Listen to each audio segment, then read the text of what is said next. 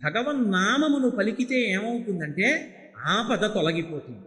నీ ప్రమేయం లేకుండా మీద వచ్చి పడిపోతున్న ప్రమాదం ఏదున్నదో ఆ ప్రమాదమును తొలగించి రక్షించగలిగిన వాడెవరంటే భగవంతుడు ఒక్కడే. కొన్ని వేల మంది కళ్ళ ముందు చూస్తుండగా కొట్టుకుపోతున్నారు అనుకోండి. ఏదో ఆపద వచ్చింది, అకస్మాత్తుగా కొట్టుకుపోతున్నారు. అందులో ఎవడో ఒక్కడు మాత్రం కేదారేశ్వర కేదారేశ్వర కేదారేశ్వర అని అరిచాడు. వాడికి ఒక్కడికే బుద్ధి ప్రచోదనమై చెట్టెక్కి కూర్చున్నాడు. 3 రోజులు చెట్టు మీద ఉన్నాడు, చెట్టు కొట్టుకుపోలేదు, వాడు బతికాడు. ఆపదామపహర్తారం దాతారం సర్వసంపదాం. నీకేవి కావాలో విస్తాడు. నీకు ఏది ప్రమాదమో దానిని నీకు తెలియకుండా తీసేస్తాడు. శాస్త్రమును ప్రమాణంగా తీసుకుని తమ ప్రవర్తనను చక్కదిద్దుకుని అలా ప్రవర్తించి తరించి జన్మని సార్థక్యం చేసుకుని భగవంతుణ్ణి చేరుకోవాలనేటటువంటి కుతూహలం అందరి యందు ఉంటుంది. ఆ ఉన్న కారణం చేత ఎవరు ఏ ధర్మాన్ని పాటించాలో ఆ ధర్మాన్ని త్రికరణ శుద్ధిగా పాటిస్తారు. అందుకే కృతయుగం లాంటి యుగంలో జన్మించినప్పుడు అసలు ధర్మాన్ని పాటించడంలో వైక్లభ్యాలు రావడం అనేటటువంటి దానికి అవకాశం ఉండదు. కృతయుగంలో అందరూ తరించడానికే అవకాశం ఉంటుంది. తరువాత యుగమైనటువంటి త్రేతాయుగం వచ్చేటప్పటికీ ధర్మంలో ఒక పాదం లుప్తమైపోతుంది. 3 పాదములే ఉంటాయి. ఆ 3 పాదములే ఉన్నటువంటి కారణం చేత ధర్మమునందు ఊంచుకోవడంలో కొంచెం ఇబ్బందులు ఏర్పడుతుంటాయి. అధర్మాన్ని పట్టుకోవాలనేటటువంటి జిజ్ఞాస, అధర్మాన్ని పట్టుకుని కూడా సంతోషంగా ఉండవచ్చని చెప్పగలిగినటువంటి వాళ్ళు, అధర్మం పట్ల కొంచెం ఆసక్తి ఉన్నవాళ్ళు పెరగడం మొదలు పెడతారు. అందుకే త్రేతాయుగంలో రావణాసురుడి వంటి రాక్షసులు బయలుదేరారు. ద్వాపర యుగం దగ్గరికి వచ్చేటప్పటికీ 2 పాదాలే ఉంటాయి ధర్మానికి. అందుచేత దుష్టమైనటువంటి చిత్తము కలిగినటువంటి వారి సంఖ్య చాలా విశేషంగా ఉంటుంది. కలియుగం దగ్గరికి వచ్చేటప్పటికీ ప్రధానమైన సమస్య ఎక్కడుంటుందంటే అసలు భగవంతుని యందు మనసు పెట్టడం చాలా చాలా కష్టమై ఉంటుంది. ఎందుచేత అంటే ఏది ప్రమాణమో ఆ ప్రమాణమైనటువంటి వేదం చెప్పినట్లు బ్రతకక్కర్లేదు. వేదము ప్రమాణం కాదు. వేదాన్ని ప్రమాణంగా తీసుకోకుండా మీరు ఇలా బతికితే తేలికగా మీ పాపాలు పోతాయి, తేలికగా మీ కోరికలు తీరుతాయని చెప్పేటటువంటి ప్రబోధాలు లోకంలో ఎక్కువైపోతాయి.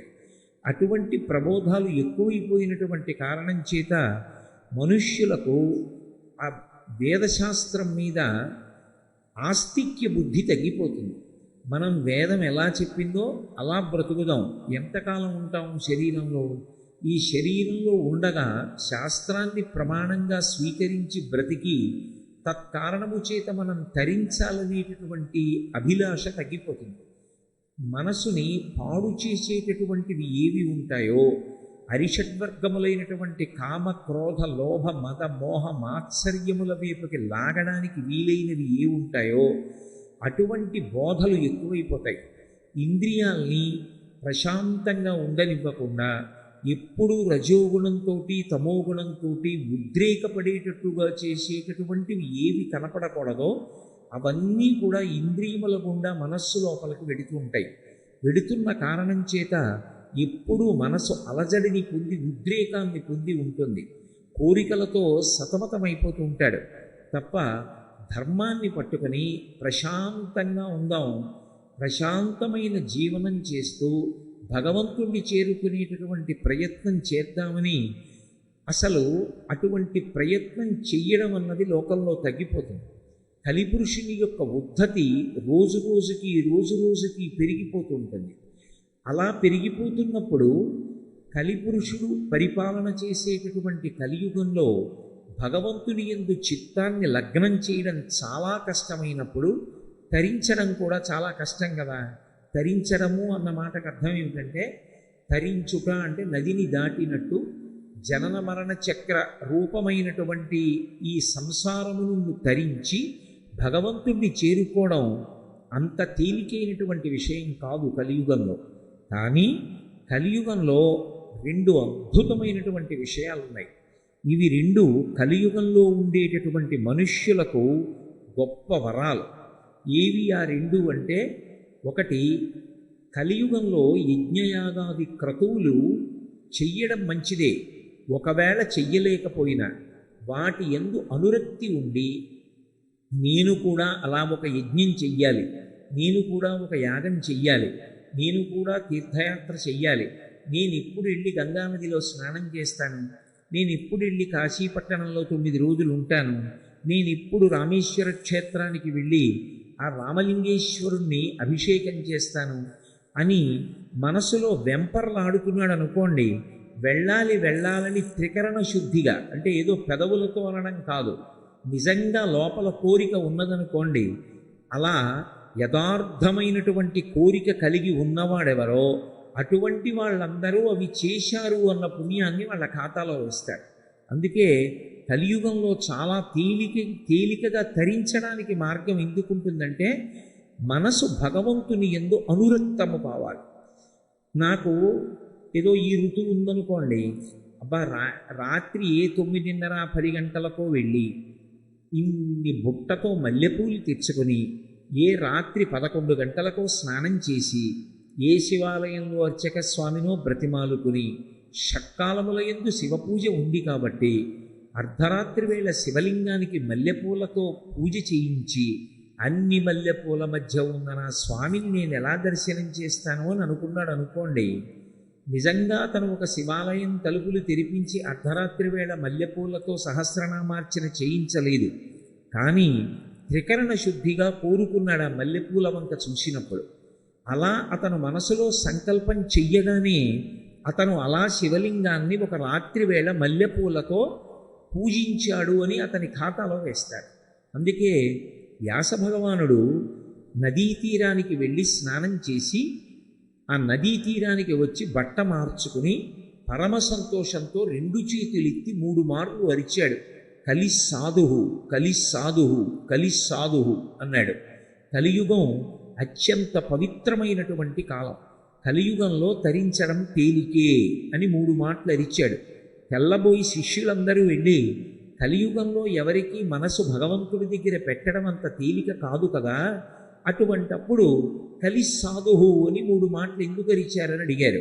అడిగితే అప్పుడు వ్యాస భగవానుడు ఈ మాట చెప్పాడు, ఎవరు కలియుగంలో భగవంతుని యందు మనసు పెడతారో, పెట్టి భగవంతుడికి ఇలా పూజ చేద్దామని కానీ, ఇలా తీర్థయాత్ర చేద్దామని కానీ, ఇలా నదీ స్నానం చేద్దామని కానీ త్రికరణ శుద్ధిగా సంకల్పం చేసినంత మాత్రం చేత వాడు ఆ పుణ్యకార్యాన్ని చేశాడు అని వాడి ఖాతాలో వేస్తారు.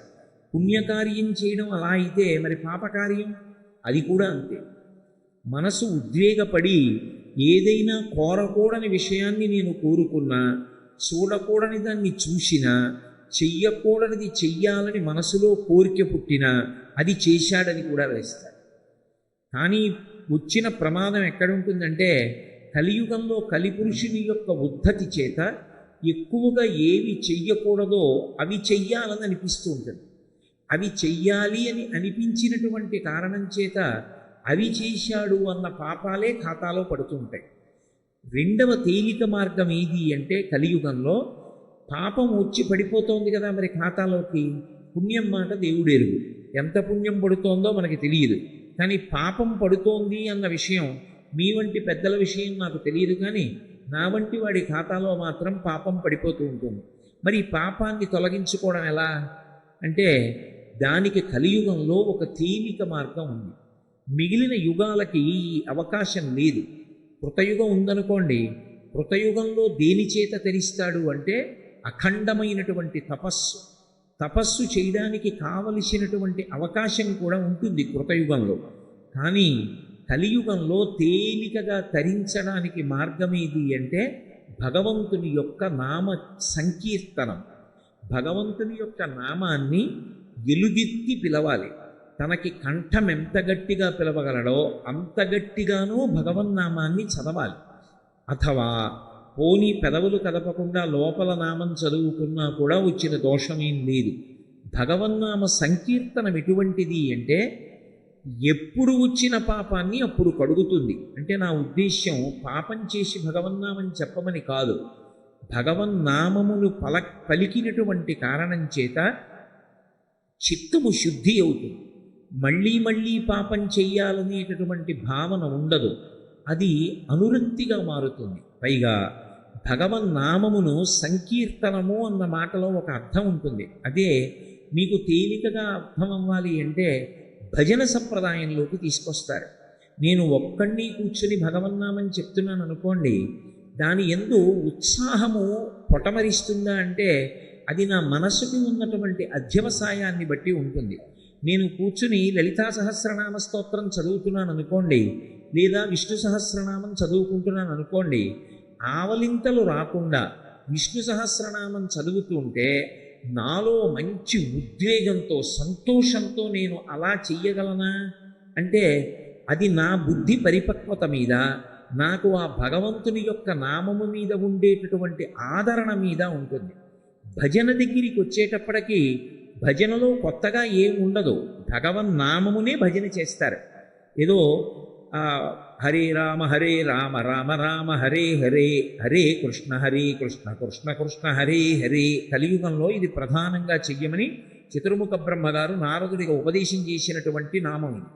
ఇది భజన చెయ్యమని చెప్పారు. ఇది నేను మీకు ఒక ఉదాహరణ చెప్పాలి అంటే, ఒకళ్ళు కంజేరీ పట్టుకుని, ఒకళ్ళు తాళాలు పట్టుకుని, ఒకళ్ళు డప్పు పట్టుకుని, మిగిలిన వాళ్ళందరూ చుట్టూ కూర్చుని ఏదో హరే రామ రామ రామ హరే హరే, హరే కృష్ణ కృష్ణ కృష్ణ హరే హరే అంటున్నారు అనుకోండి. మిగిలిన వాళ్ళు తప్పట్లు కొడుతూ ఆ నామాలు చెప్తున్నారు అనుకోండి. చెప్తున్నప్పుడు అది కొంతసేపు అయిన తర్వాత మంచి వేగాన్ని అందుకుంటుంది. హరే రామ రామ రామ హరే హరే, హరే కృష్ణ కృష్ణ కృష్ణ హరే హరే అని ఒక్కసారి తగ్గించి హరే రామ రామ రామ హరే హరే అన్నాడు అనుకోండి. అందులో అంతమంది కలిపి గట్టిగా చెప్తుంటే మనం ఒక్కళ్ళ మెల్లిగా మూల కూర్చుని ఆవలిస్తూ అనం. మనం కూడా సంతోషంగా ఉద్వేగంతో తప్పట్లు కొడుతూ గట్టిగా అంటాం.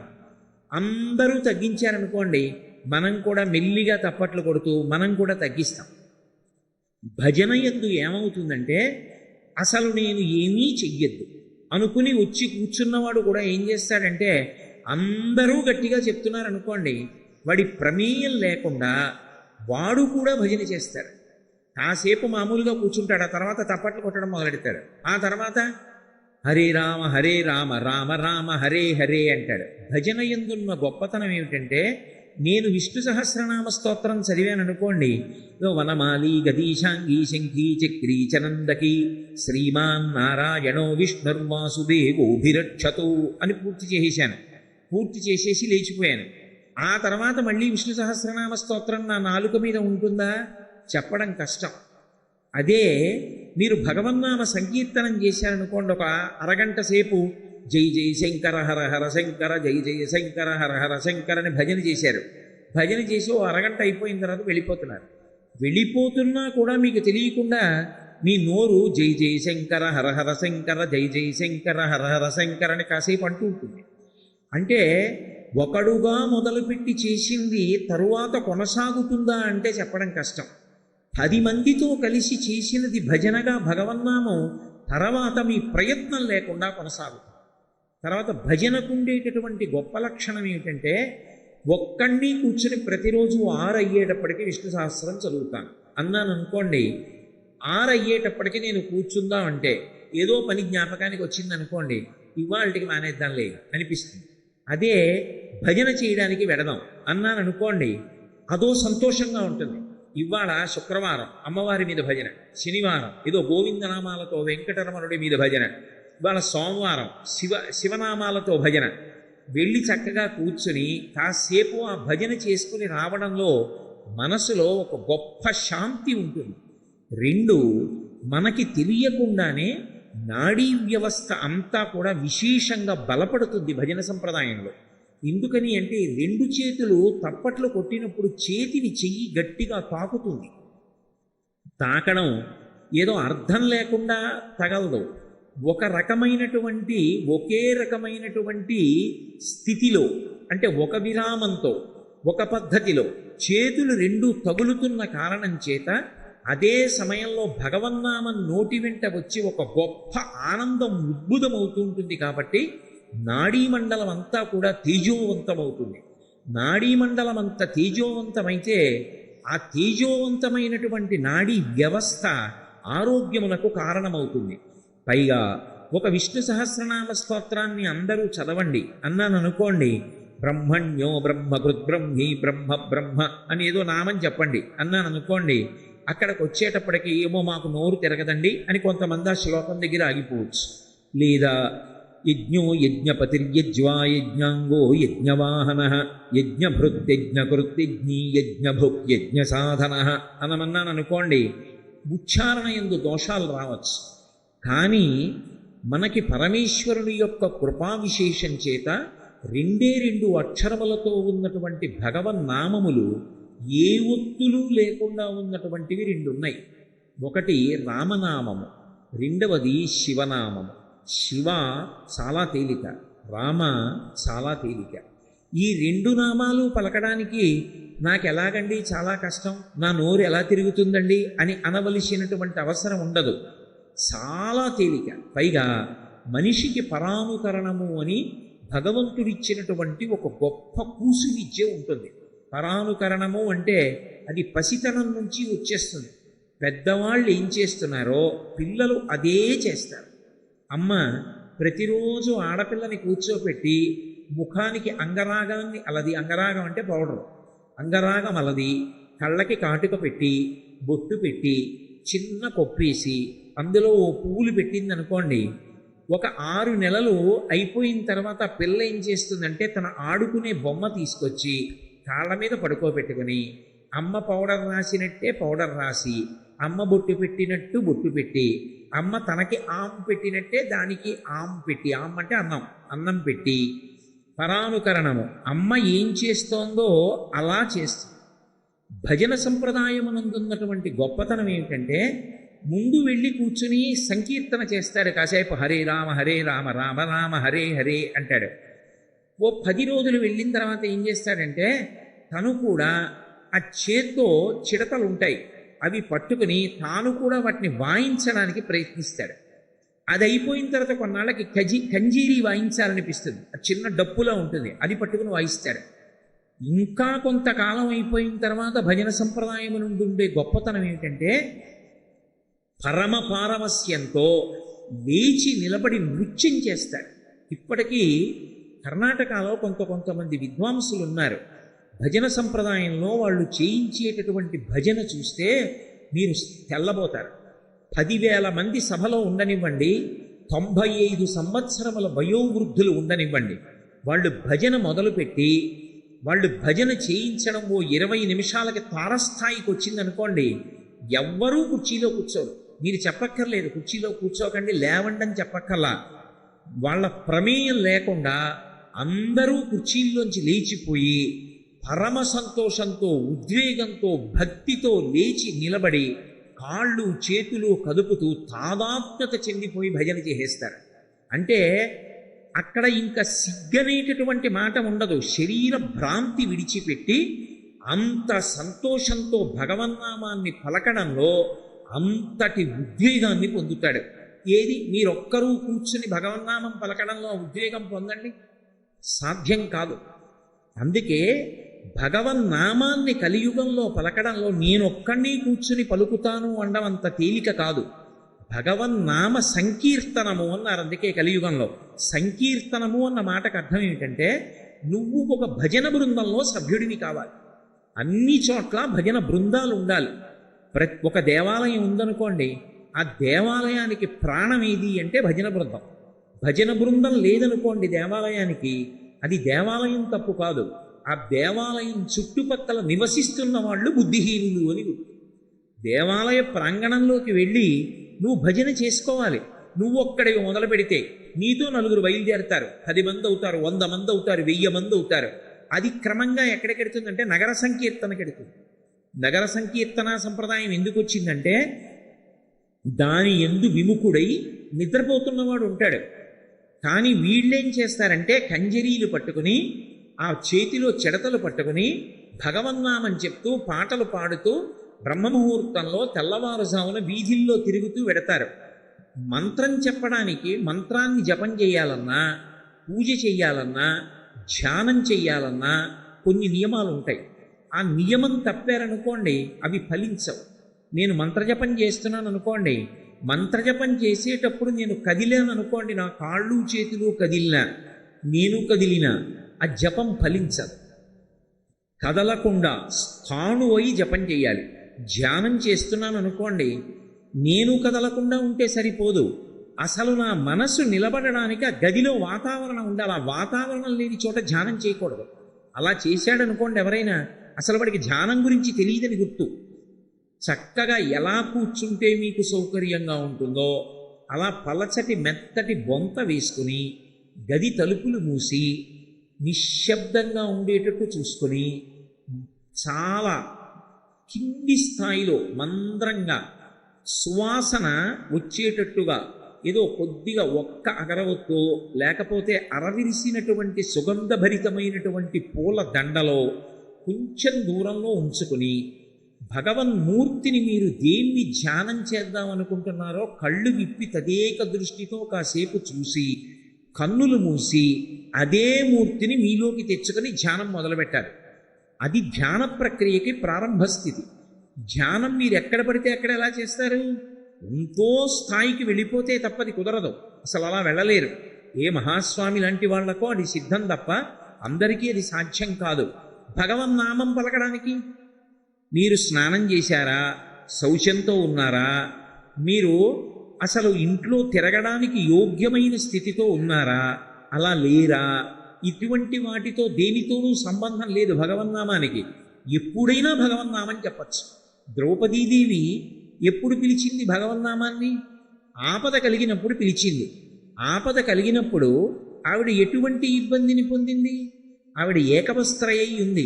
ఏకవస్త్ర అంటే రజస్వలా దోషంతో ఉంది ఆవిడ. రజస్వలా దోషంతో ఉన్నటువంటి స్త్రీకి ఆపద వస్తే ఆవిడ ఎలుగెత్తి భగవన్నామం పలికింది. భగవన్నామాన్ని పలికితే నువ్వు రజస్వలా దోషంతో ఉన్నావు, నా నామం ఎలా పలుకుతావు, నేను ఎందుకు వస్తానన్నాడా కృష్ణ భగవానుడు? అనలేదు. భగవన్నామమును సంకీర్తన చెయ్యడానికి మీరు ఏ స్థితిలో ఉన్నారన్న దానితో సంబంధం లేదు. కానీ అది అలవాటు పడిందనుకోండి, ఆ సంకీర్తన చేయడంలో దానికో సంతోషం అలవాటు అయిపోయిందనుకోండి, అది పైకి ఏ విధమైనటువంటి డాంబికం అక్కర్లేదు. కేవలం ఒక తనలో తాను రమించిపోతూ ఎప్పుడూ లోపల సంకీర్తన చేస్తూ ఉంటుంది. ఆ సంకీర్తన చేయడం అనేటటువంటిది దేని కింద మారిపోతుందంటే, మీకు బాహ్యంలో కలిగినటువంటి నిప్పిని మరిచిపోవడానికి అది కారణమవుతుంది. నేను మీతో ఒక ఉదాహరణ చెప్పాలంటే, నేను ఏదో ఒక తడిబట్ట పిండి దండం మీద ఆరేశాను. ఆరేసి గభాలను వెనక్కి తిరిగాను. తిరగడంలో తలుపు వచ్చి నా మోచేతికి కొట్టుకుంది. చెయ్యి తిమ్మిరిక్కిపోయింది. విపరీతమైన నొప్పి కలిగింది. ఆ నొప్పి కలిగినప్పుడు నాకు సంకీర్తనం అలవాటైపోయిందనుకోండి, నేను వెంటనే మనసు దాని మీదకి వెళ్ళడానికి ఎప్పుడూ ఇష్టపడుతుంది. ఎందుకంటే అది పట్టుకుంది, దానికి ఇష్టం అదంటే. నేను వెంటనే జై జై శంకర హర హర శంకర, జై జయ శంకర హర హర శంకర అన్నాను అనుకోండి, మనసు ఇది మరిచిపోతుంది, దాని మీదకి వెళ్ళిపోతుంది, వెళ్ళిపోయి వదిలేయదు, అలా అంటుంటుంది. అలా అంటూ ఉండగా చిన్న విషయం చాలు, ఏదో నొప్పి తగ్గడానికి పైపూతగా వాడవలసిన ఔషధం ఏదుందో దాన్ని నువ్వు రాసుకుంటూ కూడా జై జై శంకర హర హర శంకర, జై జై శంకర హర హర శంకర అంటూ నువ్వు ఔషధాన్ని చర్మం మీద రాసుకోవచ్చు. అంటే నేను ఎందుకు చెప్తున్నానంటే, ఈ నామ సంకీర్తనం అనేటటువంటిది ఎక్కడ వరకు వెళ్ళిపోతుందంటే, ఆఖరికి వాడు మృత్యుశయ్య మీద ఉండనివ్వండి, ఎక్కడో వైద్యశాలలో పడిపోయి ఉన్నాడు మంచం మీద, అప్పుడు కూడా వాడికి బెంగ ఉండదు. భగవన్నామ సంకీర్తనం చేస్తూ తనను తాను మరిచిపోయి సంతోషంగా నామ సంకీర్తనం చేస్తాడు. తన భజన బృందం, ఆ వాయిస్తున్న కంజరీలు, అప్పుడు తాను పడికేటటువంటి ఆ సంకీర్తనం, అవన్నీ కూడా అలవాటవుతాయి. నాకు ఒక మంచి స్నేహితుడు ఉన్నాడు. అతనేం తక్కువ వ్యక్తి కాడు, ఇన్కమ్ ట్యాక్స్ డిపార్ట్మెంట్లో ఆఫీసర్.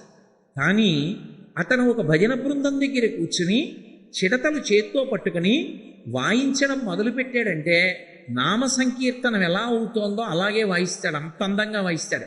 నేను ఎప్పుడు చూస్తూ ఉంటాను. నాకు అతన్ని చూసి, అరే నా స్నేహితుడు ఇంత బాగా వాయిస్తున్నాడు రా సంకీర్తనలో, నేను వాయించలేకపోతున్నాను, ఇప్పుడు నేను చేయలేదని నేను తీసుకుని అప్పుడప్పుడు వాయిస్తాను. కానీ అతనిలా నేను వాయించలేను. అతను అంత బాగా వాయిస్తాడు. ఎన్ని గంటలైనా సరే అర్ధనిమీలిత నేత్రాలతో పొంగిపోతూ నోటితో మౌనంగా నామం అంటూ చక చక చక చక చక చక చక చక అవి వాయిస్తూ ఎంత సంతోషపడిపోతూ ఉంటాడో. చాలు, అతను పొందిన స్థితి నేను పొందలేకపోయాను. అందుకే నామాన్ని నామంగా ప్రచారం చేయలేదు పెద్దలు. ఈ దేశంలో నామ సంకీర్తనకి ప్రప్రథముడు ఎవరు అంటే నిజానికి వంగదేశంలో జన్మించినటువంటి గీత గోవిందకర్త అయినటువంటి జయదేవుడు. జయదేవుడు ఒళ్ళు మరిచి సంకీర్తన చేసేవాడు. ఆయన సంకీర్తన చేస్తుంటే ఆయన భార్య పేరు పద్మావతి. ఆవిడ ఆయన చేస్తున్నటువంటి సంకీర్తన ఏ చరణం తర్వాత ఏ చరణం వస్తుందో తెలియదు. ఆయన ఆసువుగా పాడతాడు. ఆయన ఆసువుగా పాడుతుంటే ఆ పాడుతున్నటువంటి సమయంలో ఆవిడ పరమ సంతోషంగా తన పాదాలు కదిపి నర్తన చేస్తుండేది. ఆ వస్తున్న చరణం తెలియదు. మనకి ముందే పాడిన పాట అనుకోండి, పాటలో చరణాలు తెలుసు అనుకోండి, తర్వాత చరణం ఇలా ఉంటుంది అని భంగిమ పట్టి పాదాలు కదుపుతారు. జయదేవుడు ఏం పాడతాడో ఆవిడికి తెలియదు. కానీ జయదేవుడి పాట వింటూ ఆయన మాటలకి అనుగుణంగా పాదాలు కదిపేది, కదుపుతూ నృత్యం చేస్తుండేది. నృత్యం చేస్తుంటే ఆవిడ చరణ విన్యాసమునందు ఎక్కడా దోషం రాకుండా బాలకృష్ణుడు ఎప్పుడూ ఆవిడ పాదాల దగ్గర నిలబడి తన అనుగ్రహం చేత ఆవిడ పాద విన్యాసం తప్పకుండా కాపాడుతుండేవాడు. అందుకే జయదేవుడి గీత గోవిందంలో కృష్ణ భగవాను ఏమని పిలుస్తారంటే పద్మావతి చరణచారణ చక్రవర్తి అని పిలుస్తారు. పద్మావతి చరణచారణ చక్రవర్తి జయదేవుడు కాడు, బాలకృష్ణుడు. అది అక్కడ పుట్టింది. దక్షిణ దేశంలో ఈ సంకీర్తన యజ్ఞాన్ని విశేషంగా ప్రచారం చేసిన మహాపురుషులు బోధేంద్ర స్వాముల వారు. కంచికామకోటి పీఠాధిపత్యం వహించినటువంటి మహాపురుషులు, ప్రాతస్మరణీయులు, నిత్యస్మరణీయులు చంద్రశేఖరేంద్ర సరస్వతి మహాస్వామి వారు కూడా బోధేంద్ర స్వామి వారి గురించి ప్రత్యేకంగా మాట్లాడుతుండేవారు. వారు ఈ సంకీర్తన యజ్ఞాన్ని అత్యద్భుతంగా నిర్వహిస్తూ ఉండేవారు. అసలు మీకు నేను ఒక మాట చెప్పాలంటే, ఒక పద్ధతి ప్రకారం రమించి భజన చెయ్యగలిగినటువంటి బృందం మీకు కనపడితే అసలు అటువంటి చోట దినదినాభివృద్ధి ఎలా ఉంటుంది అన్నది మీరు చూడొచ్చు. ఒకప్పుడు పశ్చిమ గోదావరి జిల్లాలో పెదముక్తివి గ్రామంలో లక్ష్మణ యతీంద్రులని ఒక మహానుభావుడు ఉండేవారు. వారికి ఈ సంకీర్తన అంటే చాలా ఇష్టం. వారు సంకీర్తన చేయిస్తున్నటువంటి రోజుల్లో, ఇప్పుడు ఆ తల్లి ఉన్నారా, ఎక్కడ ఉన్నారు, వారి క్షేమ సమాచారాల గురించి నాకు తెలియదు, కానీ ఏలూరులో ఒక లబ్ధప్రతిష్టమైనటువంటి కళాశాలలో అధ్యాపకురాలిగా పనిచేస్తున్నటువంటి ఒక ఆవిడ లెక్చరర్. ఆవిడ అక్కడ భజన జరుగుతుంటే ఆవిడ నృత్యం చేసేవారు. నేను అలా అనకూడదు, కానీ ఆవిడది చాలా స్థూలకాయం. కానీ ఆవిడ పరమ సంతోషంతో అసలు నృత్యం చేస్తుండేవారు. అసలు ఈవిడ ఇలా ఒళ్ళు మరిచిపోయి ఇంత శరీరంతో ఈవిడ నృత్యం ఎలా చేస్తున్నారనిపించేది. ఆ భజన, ఆ నృత్యం చూసి ఒక గంట సేపు మీరు ఇంటికి వెళ్ళిపోయారనుకోండి, మీ మనసు అంత తొందరగా ఇతర విషయముల ఎందుకు ప్రవర్తించదు. అది మనసు మీద ముద్ర పడిపోతుంది. ఆవిడ పట్టే భంగిమలు, ఆవిడ నృత్యం పరవశించి వీళ్ళు చేసేటటువంటి సంకీర్తన, ఇవి మనసు మీద కదులుతుంటే మీకు తెలియకుండానే మీకు ఎప్పుడూ ఆ భగవన్నామం నోట్లో సంకీర్తన చేస్తూనే ఉంటారు. అవి ఎంత సంకీర్తన మీకు అలవాటైపోతుందో, అలా ఎన్ని సంకీర్తనలు మీరు చెయ్యగలరో అవి ఆయా సమయముల యందు జ్ఞాపకం వచ్చాయనుకోండి, దానికి ఏ విధమైనటువంటి పరిమితులు ఉండవు. మీకు నేను ఒక మాట చెప్పాలంటే, ఏదో మనందరం కలిసి నైమిషారణ్యం పెడుతున్నాం అనుకోండి, నైమిషారణ్యంలో ఓ 4 భాగవతంలో పద్యాలు నాకు జ్ఞాపకం వచ్చి ఆ 4 పద్యాలలో వైభవం నేను చెప్దాం అనుకున్నాను అనుకోండి, అది సాధ్యం కాదు. నేను అలా చెప్పడం కుదరదు. ఎందుకనంటే ఆ రైలు పెట్టెలో వెడుతున్నప్పుడు దానికి అనేక పరిమితులు ఉంటాయి. పెద్ద పెద్ద చప్పుళ్ళు ఉంటాయి. ఏదో నా పక్కన ఉన్న వాళ్ళకి వినపడుతుంది, అక్కడ ఉన్న వాళ్ళ వరకు ఎలా వినపడుతుంది? అందరూ నా దగ్గరికి వచ్చి నిలబడటం ఎలా సాధ్యం? సాధ్యం కాదు. అటువంటి వాటిని విమర్శించకూడదు. చాలా తప్పు. రైళ్లలో భజన చేస్తున్నారండి అనకూడదు. సంకీర్తన అనేటటువంటి దానికి పరిమితి లేదు. ఎక్కడైనా సంకీర్తన జరగవలసిందే.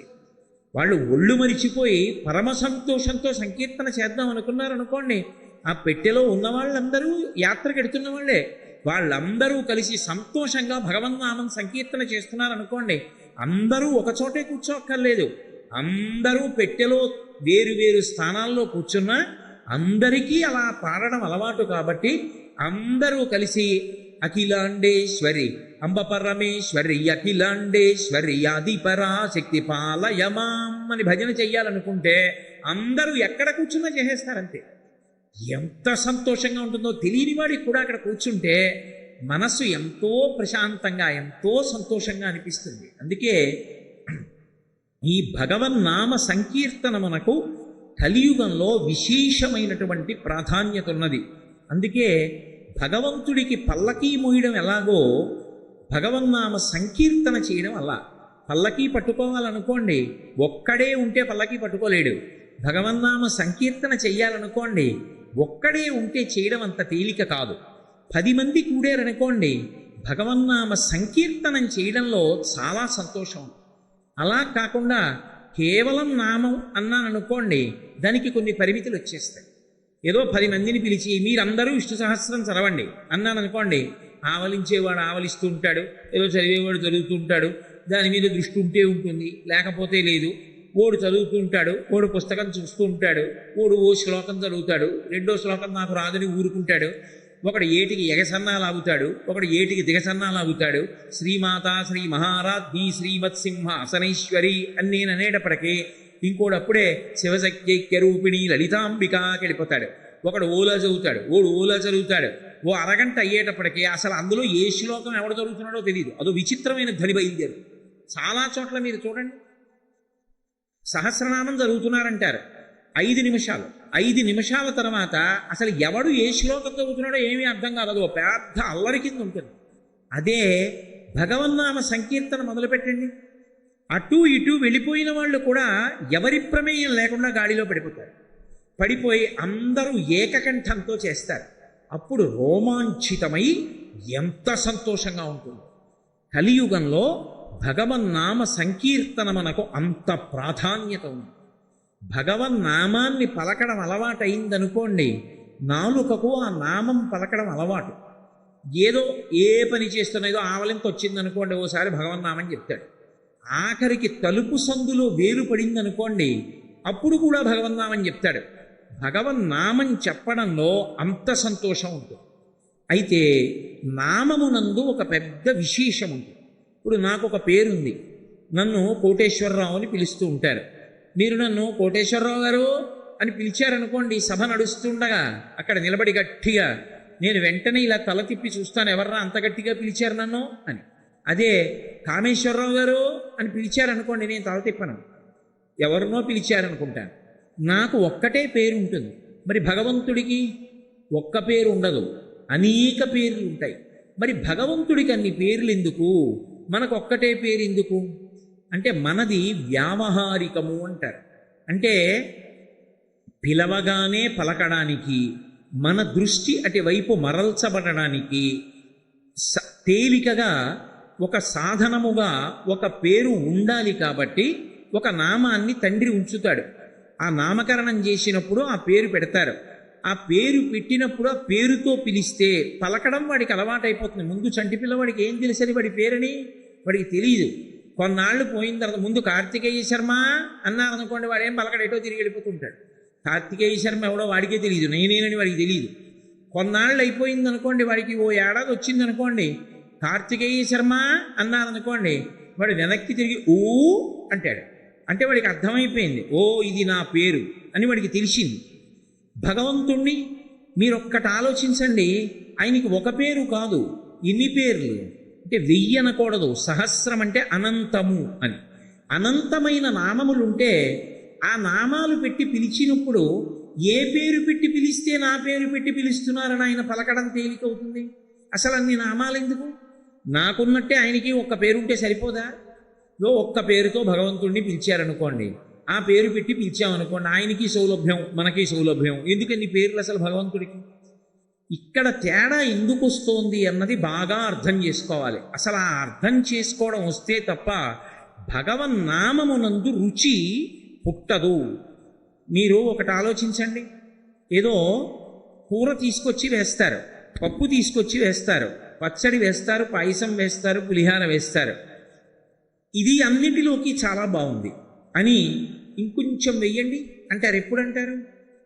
ఏదో పప్పు కలుపుకొని ముందు కొద్దిగా పప్పు తీసి కలుపుకొని నోట్లో పెట్టుకుని అంత బాగా లేదులే చప్పగా ఉంది అనుకుని ఒక కూర తీసి కలుపుకుని అంత బాగా లేదులే ఘాటు లేదు అని రెండవ కూర కొద్దిగా కలుపుకుని ఇది బాగుంది అని ఆ కూర వేసింది కలుపుకుని ఇంకొంచెం వెయ్యండి అని అడుగుతారు. మారు అడ్డని అడుగుతారు.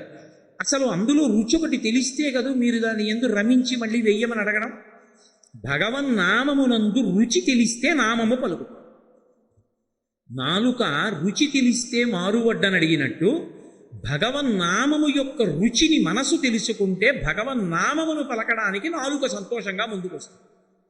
ఏమిటా రుచి ఎలా తెలుస్తుంది? అందుకే భగవన్నామమును పలకడంలో రుచిని ప్రధానంగా చెప్తారు. శ్రీరామ నీ నామం ఎంత రుచిరా, ఎంత రుచి ఎంత రుచి ఎంత రుచిరా, పాలు మీ గడల కన్నా పంచదార తేనెల కన్నా శ్రీరామ నీ నామం ఎంత రుచిరా అంటారు. అంటే దాని ఉద్దేశ్యం శ్రీరామనామానికి కూడా ఏదో రుచి ఉందని, దాన్ని కూడా కూర వండుకోవచ్చని దాని అర్థం కాదు. శ్రీరామనామమునకు ఉన్న వైభవం ఏమిటో నీకు అర్థమైతే అయ్య బాబోయ్ ఆ నామం పలకకుండా నేను ఎలా ఉండగలను అని మళ్ళీ నేను ఆ నామం వదిలిపెట్టలేనని నువ్వు పట్టుకుంటావు. పట్టుకున్నప్పుడు నాలుక దాన్ని పలుకుతుంటుంది. ఇంత అదృష్టమా, అది అనకుండా నేను ఎలా ఉంటానురా అని ఆ నామాన్ని పలుకుతావు.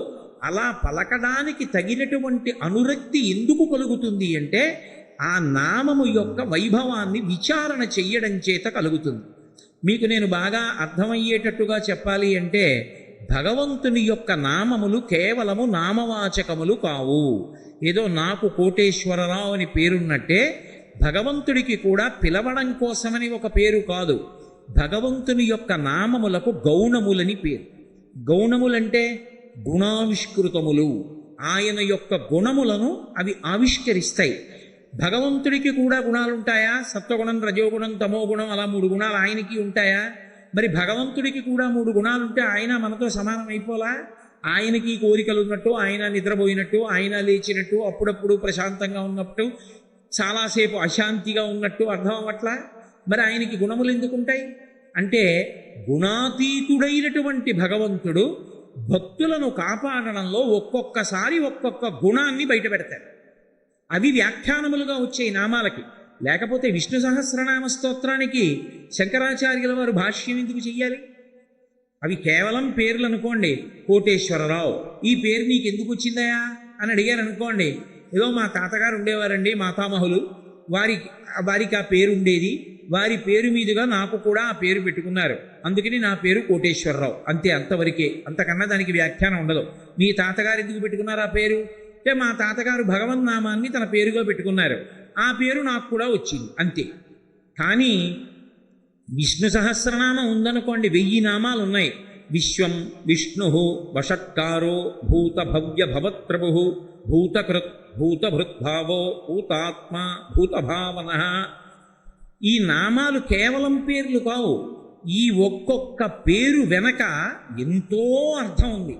ఈ అర్థం నీకు తెలియాలి అంటే ఆ నామములకు వ్యాఖ్యానం చేశారు, భాష్యం చేశారు పెద్దలు. శంకరాచార్యుల వారు విష్ణు సహస్రనామ స్తోత్రానికి పరమ ప్రామాణికమైనటువంటి భాష్యాన్ని వెలయించారు. ఇప్పుడు విశ్వం ఆ మాట గురించిన వ్యాఖ్యానం చదివారనుకోండి, ఏదో భగవంతుణ్ణి పిలవడం కాదు. అసలు ఏదో విష్ణువు అంటే భౌతికంగా నేను ఎలా ఉంటానో అలా ఉంటాడు అనుకోకూడదు. విశ్వం అన్న మాటకి శంకరాచార్యుల వారి వ్యాఖ్యానం చదివారనుకోండి, విశ్వమంతటా వ్యాపించిన రీతిలో విష్ణువు ఎలా ఉంటారు అన్నదాని గురించి, విశ్వముగా మాయ చేత ఎలా కనపడుతూ ఉంటారు అన్న వ్యాఖ్యానం చదివారనుకోండి, అప్పుడు మీకు అబ్బా ఎంత గొప్ప నామం రా నామం అని మీకు అనురక్తి పుడుతుంది. దాని మీద అనురక్తి పుడితే, నిన్నను 10 నామాలకు అర్థం చదివాను, ఎంత బాగున్నాయో తెలుసా, నిజంగా నామాలకు అర్థం చదువుతుంటే మనసు రమించిపోయింది అని ఆ 10 నామాల యొక్క విశేషం భార్య గారికి చెప్పారనుకోండి, మళ్ళీ రేపు పొద్దున్న ఆ 10 నామాల యొక్క అర్థం తెలుసుకుని పరవశించినటువంటి నాలుక మళ్ళీ మళ్ళీ ఆ నామాలు పలకాలని అనిపిస్తుంది. అది భగవన్నామము యొక్క రుచి తెలియుట. రెండు, సామాన్య స్థాయిలో అనుకోండి, భగవన్నామము యొక్క అర్థము లోతుగా ఏ శంకర భగవత్పాదులో ఇచ్చినట్టుగా తెలియక్కర్లేదు. బాహ్యంలో అసలు ఆ నామము యొక్క వైభవం ఏమిటి, ఆ పేరు పిలిస్తే ఏమవుతుంది అన్న విషయం మీకు అర్థమైందనుకోండి, నామమునందు అనురక్తి కలుగుతుంది. మీరు ఒక్క విషయాన్ని బాగా పట్టుకునే ప్రయత్నం చేయండి. నామమునకు అంత వైభవం ఎందుకు వస్తుంది అంటే, మొట్టమొదటి కారణము, నామము నామిని తీసుకొస్తుంది. నామి అంటే పేరున్నవాడు, నామము అంటే ఆయన పేరు, పిలిచేవాడు ఒకడు కదూ. నేనున్నాను, శివుడు ఉన్నాడు. ఇప్పుడు శివనామం ఉన్నది, నేను శివా శివా శివా అని పిలిచాను. ఎవరు రావాలి? శివుడు రావాలి కదూ. నేను ఎవరిని పేరు పెట్టి పిలిచానో వాడు రావాలి. నేను ఆర్తితో భక్తితో పిలవాలనుకున్నప్పుడు నామము కన్నా తేలిగ్గా ఉన్నది ఇంకోటి ఉందా? అప్పుడు స్వరంతో వేదమంత్రం చెప్పు అన్నాను అనుకోండి, ఎంతమంది చెప్తారు? ఎంతమందికి వస్తుంది స్వరంతో వేదమంత్రం చెప్పడం? సాధ్యం కాదు. ఓ పద్యం చెప్పు, ఎంతమంది చెప్తారు? సాధ్యం కాదు. ఒక దండకం చెప్పు, ఎంతమంది చెప్తారు? సాధ్యం కాదు. ఒక్క చరణం చెప్పు ఒక పాటలో, చెప్పలేడు. పోనీ అసలు దానికి అనుపల్లవి చెప్పు చాలు, చెప్పలేడు. ఒక నామం చెప్పు చాలు అన్నాను అనుకోండి, ఏ ఒత్తు లేదు. ఏదో రామ అనమన్నాడు అనుకోండి, ఏమిటి కష్టం? నాకేదో కష్టం వచ్చింది, రామా రామా రామా నువ్వే రక్షించాలి రామా అని అనుకోవాలి. ఇప్పుడు దాన్ని అనడానికి ఏమిటి కష్టం? ఏ కష్టం ఉండదు. కానీ రామా రామా రామా అన్నప్పుడు నామి వస్తాడా రాడా? రామా రామా రామా అని పిలవగా పిలవగా ఎవరు రావాలి? రాముడే రావాలి. రాముడు వస్తే ఏం చేస్తాడు? ఆపదామపహర్తారం దాతారం సర్వసంపదాం లోకాభిరామం శ్రీరామం భూయో భూయో నమామ్యహం. రామ రామ రామ అండం నాకు అలవాటు అయిపోయింది అనుకోండి. రాముడికి ఉండే లక్షణం ఏంటి? వీడు నన్ను అస్తమానం పిలుస్తుంటాడు రా అని నా దగ్గర ఉన్నాడు అనుకోండి. అప్పుడు రాముడు ఏం చేస్తాడు? ఉట్టినే నా పక్కన కూర్చోడు, ఆయనకో లక్షణం ఉంది. ఆయన ఏం చేస్తాడంటే ఆపద తీసేస్తాడు. ఆపద అంటే నీ బుద్ధి చేత నువ్వు దేన్ని తొలగించలేవో దానికి ఆపద అని పేరు. ఉదాహరణకి ఒక పాము అలా వచ్చేస్తోంది. మొన్ననే మేము పోతన గారు పుట్టిన స్థలం బమ్మెర చూడ్డానికి వెడుతున్నాం కార్లలో. బ్రహ్మాండమైనటువంటి సర్పం, చాలా పెద్ద పాము ఒకటి రోడ్డుకి ఇటుపక్క నుంచి అటుపక్కకు వస్తాను. అంత పెద్ద పాముని, బహుశా అది నాగుపామో త్రాచుపామో, దాన్ని కారు తొక్కేస్తే లేనిపోని ఇబ్బంది కలుగుతుంది. అంతటి మహాసర్పాన్ని ఎందుకు తొక్కేయాలని కారుని అకస్మాత్తుగా ఆపాడు ఆ వాహనానికి చోదకుడు. కారు ఆగిపోయింది. అది జర మెలికలు తిరిగి వెళ్ళిపోయిందిట. నేను చూడలేదట. ఆ సమయంలో ఏదో మాట్లాడుతున్నాను, మా గోపాలకృష్ణ గారు చూశారు. ఎంత పెద్ద పామో గురువు గారు, మెలికలు తిరిగి వెళ్ళిపోయిందన్నారు. ఇప్పుడు ఆ పాము అడ్డంగా వచ్చింది కారులో ఉండగా కాబట్టి సరిపోయింది. మీరు ఒక ద్విచక్ర వాహనం మీద వెడుతుండగా పాము వచ్చింది అనుకోండి, మీరు కంగారు పడిపోయి కింద పడిపోయినా, మీరు కంగారు పడిపోయి దాని మీదకెక్కినా, అది కంగారు పడిపోయి మిమ్మల్ని కరిచినా ప్రమాదమేనా? అప్పుడు ఏమండి నేను ఈ ఉద్యోగం చేస్తున్నాను అంటే పాము ఊరుకుంటుందా? ఏమండి నా దగ్గర ఇంత డబ్బు ఉంది, తప్పుకోగలరా? అసలు ఆలోచించడానికి బుద్ధి పనిచేస్తుందా? చెయ్యదు. బుద్ధి పనిచేసి తప్పించుకోలేనిదేదో దానికి ఆపద అని పిలుస్తారు. అందుకే భారతంలో ఎందుకు కృష్ణుడు కావాలి అన్నదాన్ని చెప్తూ పాండవులు ఒక మాట అంటారు, ఆపద గడవం బెట్టగా అంటారు. ఆపదలు తొలగించడానికి కృష్ణ పాండురాదు నిన్ను చూపి చలియ మహాత్మా, మా నాన్నగారు నిన్ను మాకు పరిచయం చేసి మా తండ్రి వెళ్ళిపోయాడు, నువ్వు మమ్మల్ని కాపాడాలి తండ్రి వెయ్యి అంటారు. కాబట్టి భగవన్నామమును పలికితే ఏమవుతుందంటే ఆపద తొలగిపోతుంది. నీ ప్రమేయం లేకుండా మీద వచ్చి పడిపోతున్న ప్రమాదం ఏదున్నదో ఆ ప్రమాదమును తొలగించి రక్షించగలిగిన వాడెవరంటే భగవంతుడు ఒక్కడే. కొన్ని వేల మంది కళ్ళ ముందు చూస్తుండగా కొట్టుకుపోతున్నారు అనుకోండి. ఏదో ఆపద వచ్చింది, అకస్మాత్తుగా కొట్టుకుపోతున్నారు. అందులో ఎవడో ఒక్కడు మాత్రం కేదారేశ్వర కేదారేశ్వర కేదారేశ్వర అని అరిచాడు. వాడికి ఒక్కడికే బుద్ధి ప్రచోదనమై చెట్టు ఎక్కి కూర్చున్నాడు. 3 రోజులు చెట్టు మీద ఉన్నాడు, చెట్టు కొట్టుకుపోలేదు, వాడు బతికాడు. ఆపదామపహర్తారం దాతారం సర్వసంపదాం. నీకేవి కావాలో విస్తాడు. నీకు ఏది ప్రమాదమో దానిని నీకు తెలియకుండా తీసేస్తాడు. అసలు నీకు తెలియక్కర్లేదు కూడా నీకు ప్రమాదం తప్పిందని. ఆపదామపహర్తారం దాతారం సర్వసంపదాం లోకాభిరామం శ్రీరామం భూయో భూయో నమామ్యహం. లోకమునంతటినీ కూడా రమింప చెయ్యగలిగినటువంటి రాముడు ఉన్నాడే, ఆయనకి మళ్ళీ మళ్ళీ నమస్కరించుచున్నాను. ఇప్పుడు నామం ఏం చేసింది? నామిని తీసుకొచ్చింది. భగవంతుణ్ణి దగ్గరగా తీసుకురావాలి అంటే తేలిక మార్గం ఏది? భగవన్నామమును భజించుటయే. ఎవరు ఇంట్లో భగవన్నామాన్ని ఎప్పుడూ పలుకుతూ ఉండడం అలవాటు చేసుకున్నారో అలాంటి వాళ్ళ ఇంట్లో ఎవరుంటాడు? భగవంతుడే ఉంటాడు. భగవంతుడే ఉన్న ఇంట ఆపదలు ఎందుకుంటాయి? ఉండవు. ఆ ఇంట అందరూ ప్రశాంతంగా ఉంటారు. అందుకే పూర్వం చూడండి, పల్లెటూళ్ళల్లో ఆ ఇంటి యజమానులు వాళ్ళు ఏమీ తెలియని అమాయకులైన రైతులైనా కూడా ఎప్పుడు భగవన్నామాన్ని పలుకుతూ ఉండేవారు. రామనామమో శివనామమో హరే రామ రామ రామ హరే హరే హరే కృష్ణ కృష్ణ కృష్ణ హరే హరేయో ఏదో ఒకటి పలుకుతుండేవారు. ఆఖరికి నా చిన్నతనంలో నాకు బాగా గుర్తు, ఎప్పుడైనా సరే శాలువా తీసుకొచ్చి ఒంటి మీద కప్పుకుంటే దాని అంచు మీద ఈ భగవన్నామాలు రాసేవారు. హరే రామ రామ రామ హరే హరే అనో, లేకపోతే శివ శివ శంకర శివ శివ శంకర శివ శివ శంకర అని రాసుండేది. ఎందుకో తెలుసా? నేను కప్పు కూర్చున్నాను అనుకోండి, నా వెనకాల కూర్చున్నవాడు హరే రామ రామ రామ హరే హరే అని చదువుతాడు. ఎందుకని? అక్షరం జ్ఞానం ఉన్నవాడికి అది అలవాటు. నేను వచ్చి ఇలా కూర్చున్నాను అనుకోండి, ఇలా చూస్తే అక్కడ నిశ్శబ్దమును పాటించము అని ఒక బోర్డు ఉందనుకోండి, అక్షరాలు వచ్చు కాబట్టి నా ప్రమేయం లేకుండా అది చదువుతాను. నేను నా ఉత్తరీయం మీద అది ఉందనుకోండి, నేను ఎక్కడికెడితే ఉత్తరీయం వేసుకుంటానో చొక్కా బనియం తీసి పూజకి పెడితే, పూజకి వెళ్ళి నేను భగవన్నామాలు ఉన్నటువంటి ఉత్తరీయం కప్పుకున్నాను అనుకోండి, నా వెనక ఉన్నవాడికి అది ప్రయోజనం అవుతుంది. నా వెనక కూర్చున్నవాడు ఉత్తరీయం మీద చూసి శివ శివ శంకర శివ శివ శంకర శివ శివ శంకర హర హర శంకర అని చదువుతాడు. లేకపోతే హరే రామ రామ రామ హరే హరే అని చదువుతాడు. నామమును అవతల వారి చేత పలికించడానికి ఉపయుక్తమైనటువంటి సాధనములను మాత్రమే వాడుతుండేవారు. ఎక్కడ చూసినా భగవన్నామాన్ని చదవడానికి వీలైనటువంటి సంకీర్తనకి సంబంధించినటువంటి సూచనలతో కూడుకున్నటువంటి ఫలకాల్ని అమరుస్తుండేవారు. ఎందుకని అంటే అప్పుడు భగవన్నామాన్ని పలుకుతారని.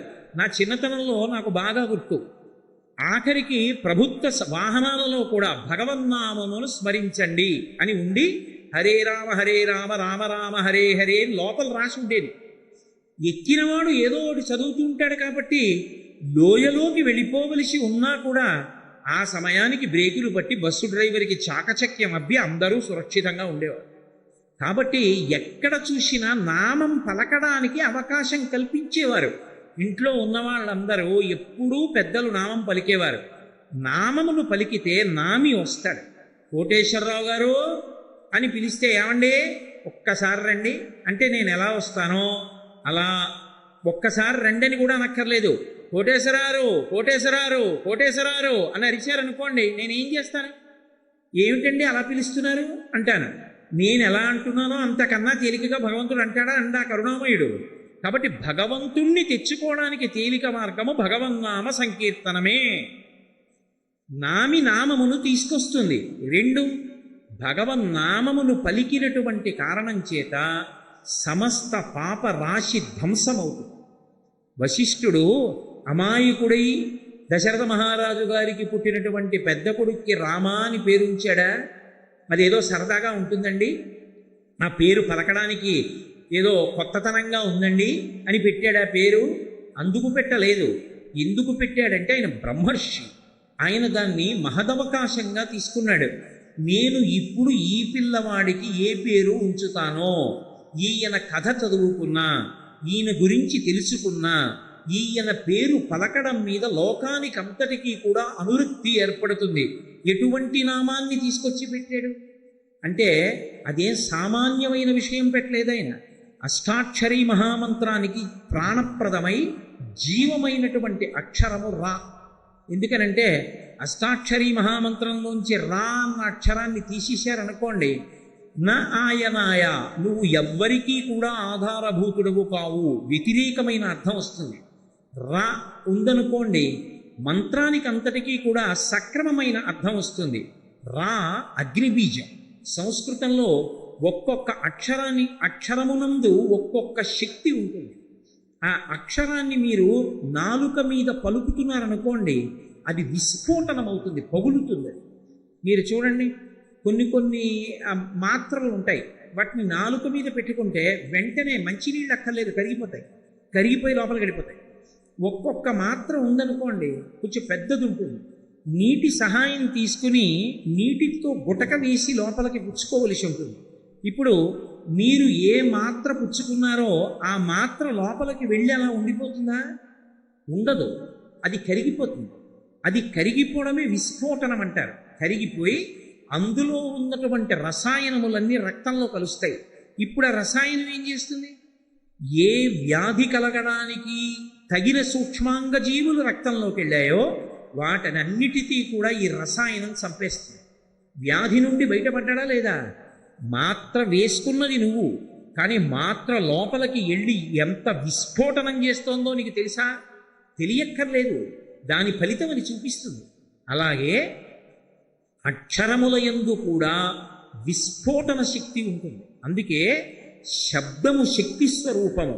శబ్ద బ్రహ్మమయీ చరాచరమయీ జ్యోతిర్మయీ వాంగ్మయీ అని పిలుస్తారు. శబ్దమును నేను సరిగా పలకలేదనుకోండి, అది మీ యందు ఉద్వేగమునకు కారణమవుతుంది. నేను సరిగా ఉచ్చరించాననుకోండి, అది మీ సంతోషానికి కారణం అవుతుంది. నాకు సభాముఖంగా అలా చెప్పడం ఇష్టం లేదు, కానీ నేను మీతో అర్థం అవ్వడం కోసం మాత్రమే ఈ మాట అంటున్నాను. నేను ఎవరి దగ్గరికో వెళ్ళి మీ అమ్మగారు ఉన్నారా అండి అని అడిగాను అనుకోండి, లేదా మీ నాన్నగారు ఉన్నారా అండి అని అడిగాను అనుకోండి, ఎంతో సంతోషంగా మా నాన్నగారు ఇంట్లో ఉన్నారు లేరు చెప్తారు. మీ అమ్మగారి మొగుడు ఉన్నాడా అండి అని నేను అడిగాను అనుకోండి, ఇప్పుడు మీ నాన్నగారు ఉన్నారా అండి అనే నేను అడిగాను, అందులో తప్పేం లేదు. కానీ మీ అమ్మగారి మొగుడు ఉన్నారా అండి అని నేను అడిగాను అనుకోండి, బుద్ధి ఉందా నీకు, మాట్లాడటం వచ్చా అని అడుగుతారు. శబ్దమునకు అవతల వారి యందు ఉద్వేగమును కానీ శాంతిని కానీ నింపగలిగిన శక్తి ఉంటుంది. అది విస్ఫోటనం అంటారు. అది ఒక్కొక్క అక్షరం విస్ఫోటన శక్తితో ఉంటుంది. మంత్రములకు ఉండేటటువంటి గొప్పతనం అక్కడ ఉంటుంది. బీజాక్షరములు అంటారు. బీజం అంటే విత్తనం.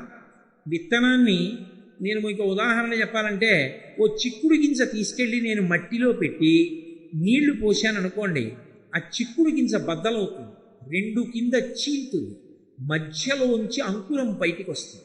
అది విస్ఫోటనమై పగిలితే తప్ప అంకురం పైకి రాదు. అలాగే స్వరంతో బీజాక్షరాలు మంత్రంలోవి పలుకుతున్నారనుకోండి, అవి లోపల విస్ఫోటనమవుతాయి. విస్ఫోటనమై ఒక్కొక్క మంత్రాన్ని చదువుతున్నప్పుడు, జపం చేస్తున్నప్పుడు ఒక్కొక్క రకమైన శక్తి లోపల ఆవిర్భవిస్తుంది. గాయత్రీ మహామంత్రాన్ని చాలా బాగా జపం చేశాడనుకోండి, బుద్ధి పరమేశ్వరుడి వైపుకి తిరిగిపోతుంది, అంకితమైపోతుంది బుద్ధి. ఇక ఏదీ కోరుకోదు, భగవంతుడిని ఒక్కడనే కోరుకుంటుంది. ఆయన కోసం ఎంత త్యాగమైనా చేస్తుంది. ఆ శక్తి వచ్చేస్తుంది గాయత్రి చేసిన వాడికి. అలా అష్టాక్షరీ మహామంత్రానికి ప్రాణప్రదమైనటువంటి రా అనబడేటటువంటి బీజాక్షరమునందు అగ్ని ఉంటుంది. ఆ అగ్ని ఏం చేస్తుంది అంటే, దానికి ఉండే శక్తి అది కాలుస్తుంది. అది దేన్ని కాలుస్తుంది అంటే పాపములను కాల్చేస్తుంది. దానికి ఆ లక్షణం ఉంది. పాపరాశిని కాల్చగలిగినటువంటి శక్తి రా అనబడేటటువంటి అగ్ని బీజమునకు ఉంది. మా అమృత బీజం. అమృత బీజమైన కారణం చేత మళ్ళీ పాపములు చెయ్యాలనేటటువంటి ఆలోచన లోపలికి రాకుండా, ఇంద్రియముల లోపలికి విషయ సంబంధమైనటువంటి ఆలోచనలు రాకుండా పవిత్రమైన ఆలోచనలే కలిగేటట్టుగా, అటువంటి వాటినే చూడాలనేటటువంటి ఉద్దేశం అమృత బీజం కల్పిస్తుంది. అందుచేతనే రామ అని ఉంచారు. రా అంటే నోరు తెరుచుకోవాలి. రా అన్నప్పుడు నోరు తెరుచుకోవాలి, మా అన్నప్పుడు మూసుకోవాలి పెదవులు. రా అంటే తెరుచుకున్నప్పుడు పాపములు కాలిపోయి బయటికి వెళ్ళిపోతాయి. మా అన్నప్పుడు అమృత బీజం కాబట్టి కవాట మూసుకుపోతుంది. మూసుకుపోయి మళ్ళీ పాపములు లోపలికి వెళ్లకుండా కాపాడుతుంది. కాబట్టి రామ దేని కొరకు ఇచ్చారు వశిష్ఠ మహర్షి? పాపరాశి ధ్వంసం చేసుకుని కలియుగం వస్తోంది కాబట్టి, ద్వాపర యుగంలో ఇంకొక పాదం పోతోంది కాబట్టి ధర్మానికి, తరువాత వచ్చే కలియుగం ఇంకా ప్రమాదం కాబట్టి భగవన్నామాన్ని పట్టుకుని అందరూ తరించడానికి వీలుగా శ్రీరామనామాన్ని పెద్ద కొడుకు అయినటువంటి రామచంద్రమూర్తికి ఉంచారు. ఇప్పుడు ఏ పని చేస్తున్నా రామ రామ రామ రామ రామ రామ రామ అండం అలవాటు అయిందనుకోండి, అలా అలవాటైనటువంటి ఆ ఒక్క అలవాటు చాలు, వాడు తరించిపోతాడు. వాడు ప్రాణోత్క్రమణ సమయాన్ని పొందుతుంటే నిశ్చయాత్మకంగా, అందులో మీకేమీ అనుమానం అక్కర్లేదు, ఎన్నో సంఘటనలు ఉన్నాయి అటువంటివి, ఖచ్చితంగా రామచంద్ర ప్రభువు వచ్చి దర్శనం చేసి వాడిని తీసుకెడతాడు, దర్శనమిచ్చి తీసుకెడతాడు. రామనామము అంత గొప్పది, శివనామము అంత గొప్పది. అందుకే కాళహస్తీశ్వర శతకం చేస్తూ దూర్జటి పవి పుష్పంబగు అగ్ని మంచగు ఆకోపారం భూమిస్థలంబగు శత్రుండతిమిత్రుడో విషము దివ్యాహారమౌనెన్నగా అవనీమండలి లోపలం శివ శివేచ్ఛాభాషణోల్లాసకిన్ శివ నీ నామము సర్వవస్యకరమౌ శ్రీకాళహస్తీశ్వర అన్నాడు. పవి పుష్పంబగు, వజ్రము చేతనే బద్దలవుతుంది, వజ్రం పెట్టి కొడితే ప్రాణం విడిచిపెడతారు, అటువంటి వజ్రము పువ్వుగా మారిపోతుంది శివనామం చేసిన వాడికి. అంటే వజ్రం పెట్టి కూడా వాడిని ఏమీ చేయలేదు. కాబట్టి పుష్పంబగు అగ్ని మంచగు, పరమభక్తుడై ఎప్పుడూ శివనామం చెప్పేవాడి పట్ల అగ్ని మంచుగా మారుతుంది. అగ్ని మంచగు ఆకూపారం భూమిస్థలంబగు, సముద్రం భూమిగా మారుతుంది. ఆకూపారం భూమిస్థలంబగు శత్రుండతిమిత్రుడు, శత్రువు కూడా మిత్రుడిగా మారతాడు ఎప్పుడూ శివనామం పలికేవాడికి. శత్రుండతిమిత్రుడు విషము దివ్యాహారమౌనెన్నగా, విషము దివ్యమైనటువంటి ఆహారం అవుతుంది. కాబట్టి శివ శివేచ్ఛాభాషణోల్లాసకిన్, ఎప్పుడూ శివనామం పలకాలనేటటువంటి ఉత్సుకత కలిగినటువంటి వాడికి పై ప్రయోజనములన్నీ సిద్ధిస్తాయి. కాబట్టి శివ మీ నామము సర్వవస్యకరమౌ శ్రీకాళహస్తీశ్వర, శివ మీ నామము ఇప్పుడు అప్పుడు అని లేదు, ఎప్పుడూ కూడా ఆశ్రయించడానికి యోగ్యమైనదే. కాబట్టి భగవన్నామమును విడిచిపెట్టుకోవడం అన్నది చెయ్యడానికి వీలు లేదు. ఎందుకో తెలుసా?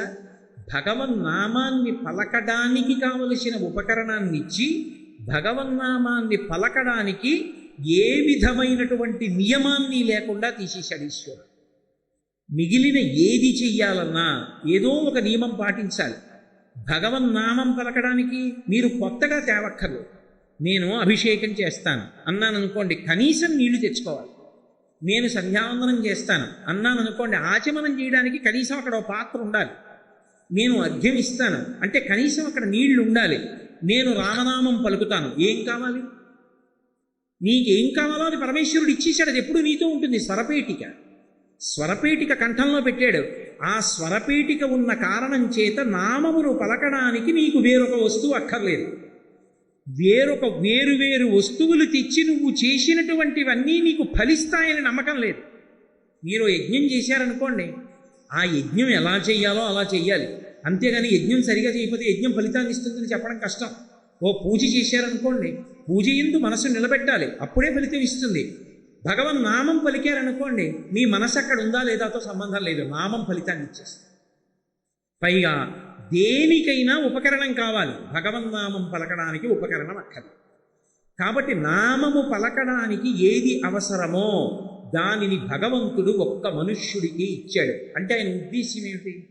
దీని తర్వాత నువ్వు మళ్ళీ జన్మ ఎత్తడానికి దురదృష్టం లేకుండా ఎంత గొప్ప సాధనం కావాలో అంత గొప్ప సాధనాన్ని నీకు ఇచ్చేస్తున్నాను. కుక్కకుందా, పిల్లికుందా, కోతికుందా? మనుష్యునితో సమానమైన ప్రతిపత్తి కలిగిన ప్రాణులు ఇంకొక రెండు ఉన్నాయి వేదంలో.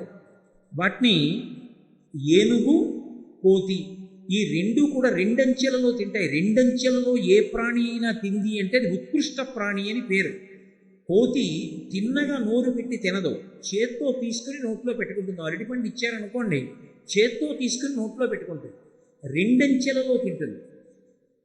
అలాగే ఏనుగు రెండంచెలలో తింటుంది, తొండంతో పట్టుకుంటుంది, ఎత్తి నోట్లో పెట్టుకుంటుంది. కుక్క ఉందనుకోండి, తిన్నగా వచ్చి నోటితో కలిగిపడిపోతుంది. ఉత్కృష్ట ప్రాణులు అంటారు మూడే. ఒకటి కోతి, 2 ఏనుగు, 3 మనుష్యుడు. మనుష్యుడు రెండంచెల్లో తింటాడు. రెండంచెల్లో తినడంలో కూడా చెంచాల వంటివి వాడకూడదు.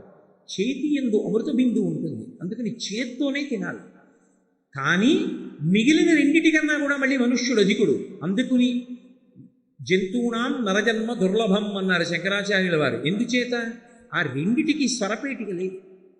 అవి రామ అనమంటే అనవు, కృష్ణ అనలేవు, శివ అనలేవు, మనుష్యుడు అనగలడు.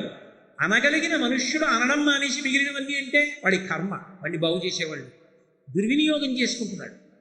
వాడికి మళ్ళీ జన్మలోకి రావక్కర్లేదు.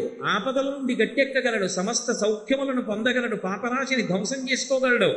ఇన్నిటికి ఆధారభూతమైనటువంటి స్వరపేటిక ఎప్పుడూ నీతోనే ఉంది. నేను ఒక యజ్ఞం చేద్దామంటే నేను తలస్నానం చేసి దీక్షాకంకణం కట్టుకోవాలి. నేను పూజ చేద్దామంటే గోచి పూసి పంచె కట్టుకుని బనీను చొక్కా విప్పి ఉత్తరీయం కప్పుకోవాలి. నేను ఒక ఆచమనం చేద్దామంటే నా దగ్గర పాత్ర ఉండాలి, ఉద్ధరణ ఉండాలి. నేను భగవన్నామం చెప్పాలంటే నాకు ఏమీ అక్కర్లేదు. 2, భగవన్నామం చెప్పటానికి ఏ నియమం లేదు. నేను ఇలా ఉంటే నామం చెప్పచ్చా అండి అని అడగడానికి కారణము లేదు. మీరు ఏం చేస్తూ ఉండండి భగవన్నామం పలవచ్చు. స్నానం చేస్తూ భగవన్నామం చెప్పచ్చు, మొహం కడుక్కుంటూ భగవన్నామం చెప్పచ్చు. అందుకు కదూ ప్రాతస్మరామి స్తోత్రాలు ఇచ్చారు శంకరాచార్యుల వారు. నేను కొన్ని చెప్తున్నాను, అన్నీ నేను నోటితో చెప్పక్కర్లేదు. మీరు ఎలా ఉన్నారు, ఏ అవస్థలో ఉన్నారు దీనితో సంబంధం లేదు. మీరు పడుకుని నిద్రపోతున్నారు మంచం మీద. మంచం మీద ఉండగా ఏమీ చేయకూడదు. మంచం మీద ఉండగా ఏది చేయడానికి యోగ్యత ఉండదు. ఎంత యోగ్యత ఉండదంటే మంచం మీద పడుకుంటే శరీరాన్ని వదిలిపెట్టకూడదు. శరీరం వదిలిపెట్టడం నా చేతిలో ఎక్కడ ఉంటుందండి, నేను ఎక్కడ పడుకుంటానండి కింద అంటారు. కాదు. అందుకే ఒక వయసు దాటిపోయిన తర్వాత ఇక భూషీనం మొదలు పెడతారు. ఎందుకు భూషీనం మొదలు పెడతారంటే ఇక శరీరం వెళ్ళిపోయే పరిస్థితి దగ్గరికి వస్తోంది. దేహం అయిపోయింది. దేహం అంటే దహ్యమానము, అది కాలిపోయేటటువంటి స్థితి దగ్గరికి వచ్చేసింది. కాబట్టి ఇక మంచం మీద పడుకోరు అసలు. గృహస్థాశ్రమంలోకి వెళ్ళగానే పెళ్ళవగానే భార్యతో కలిసి శయ్య మీద పడుకున్నవాడు ఒక స్థితి వచ్చిన తర్వాత ఇక శయ్య మీద పడుకోడు, ఇక భూషీనం చేస్తారు. ఏమో ఎప్పుడు విడిచిపెట్టవలసి ఉంటుందో శరీరాన్ని ఎవరికి తెలుసు. కాబట్టి భూమి మీద వదిలిపెట్టేయడం కోసమని మంచం మీద పడుకోరు. ఒకవేళ మంచం మీద పడుకుని ప్రాణం పోతుంది అనుకోండి, మిగిలిన వాళ్ళు ఊరుకోరు, కింద పెట్టేస్తారు. ఎందుకంటే మంచం మీద వదిలేయకూడదు శరీరాన్ని. కాబట్టి ఆఖరికి శరీరం వదలడానికి కూడా వీల్లేదు మంచం మీద. కానీ భగవన్నామం పలకడానికి తప్పు లేదు.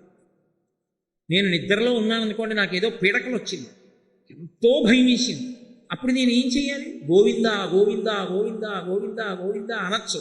దుస్వప్నే స్మర గోవిందం సంకటే మధుసూదనం కాననే నారసింహంచ పావకే జలశాయినం జలమధ్యే వరాహంచ పర్వతే రఘునందనం.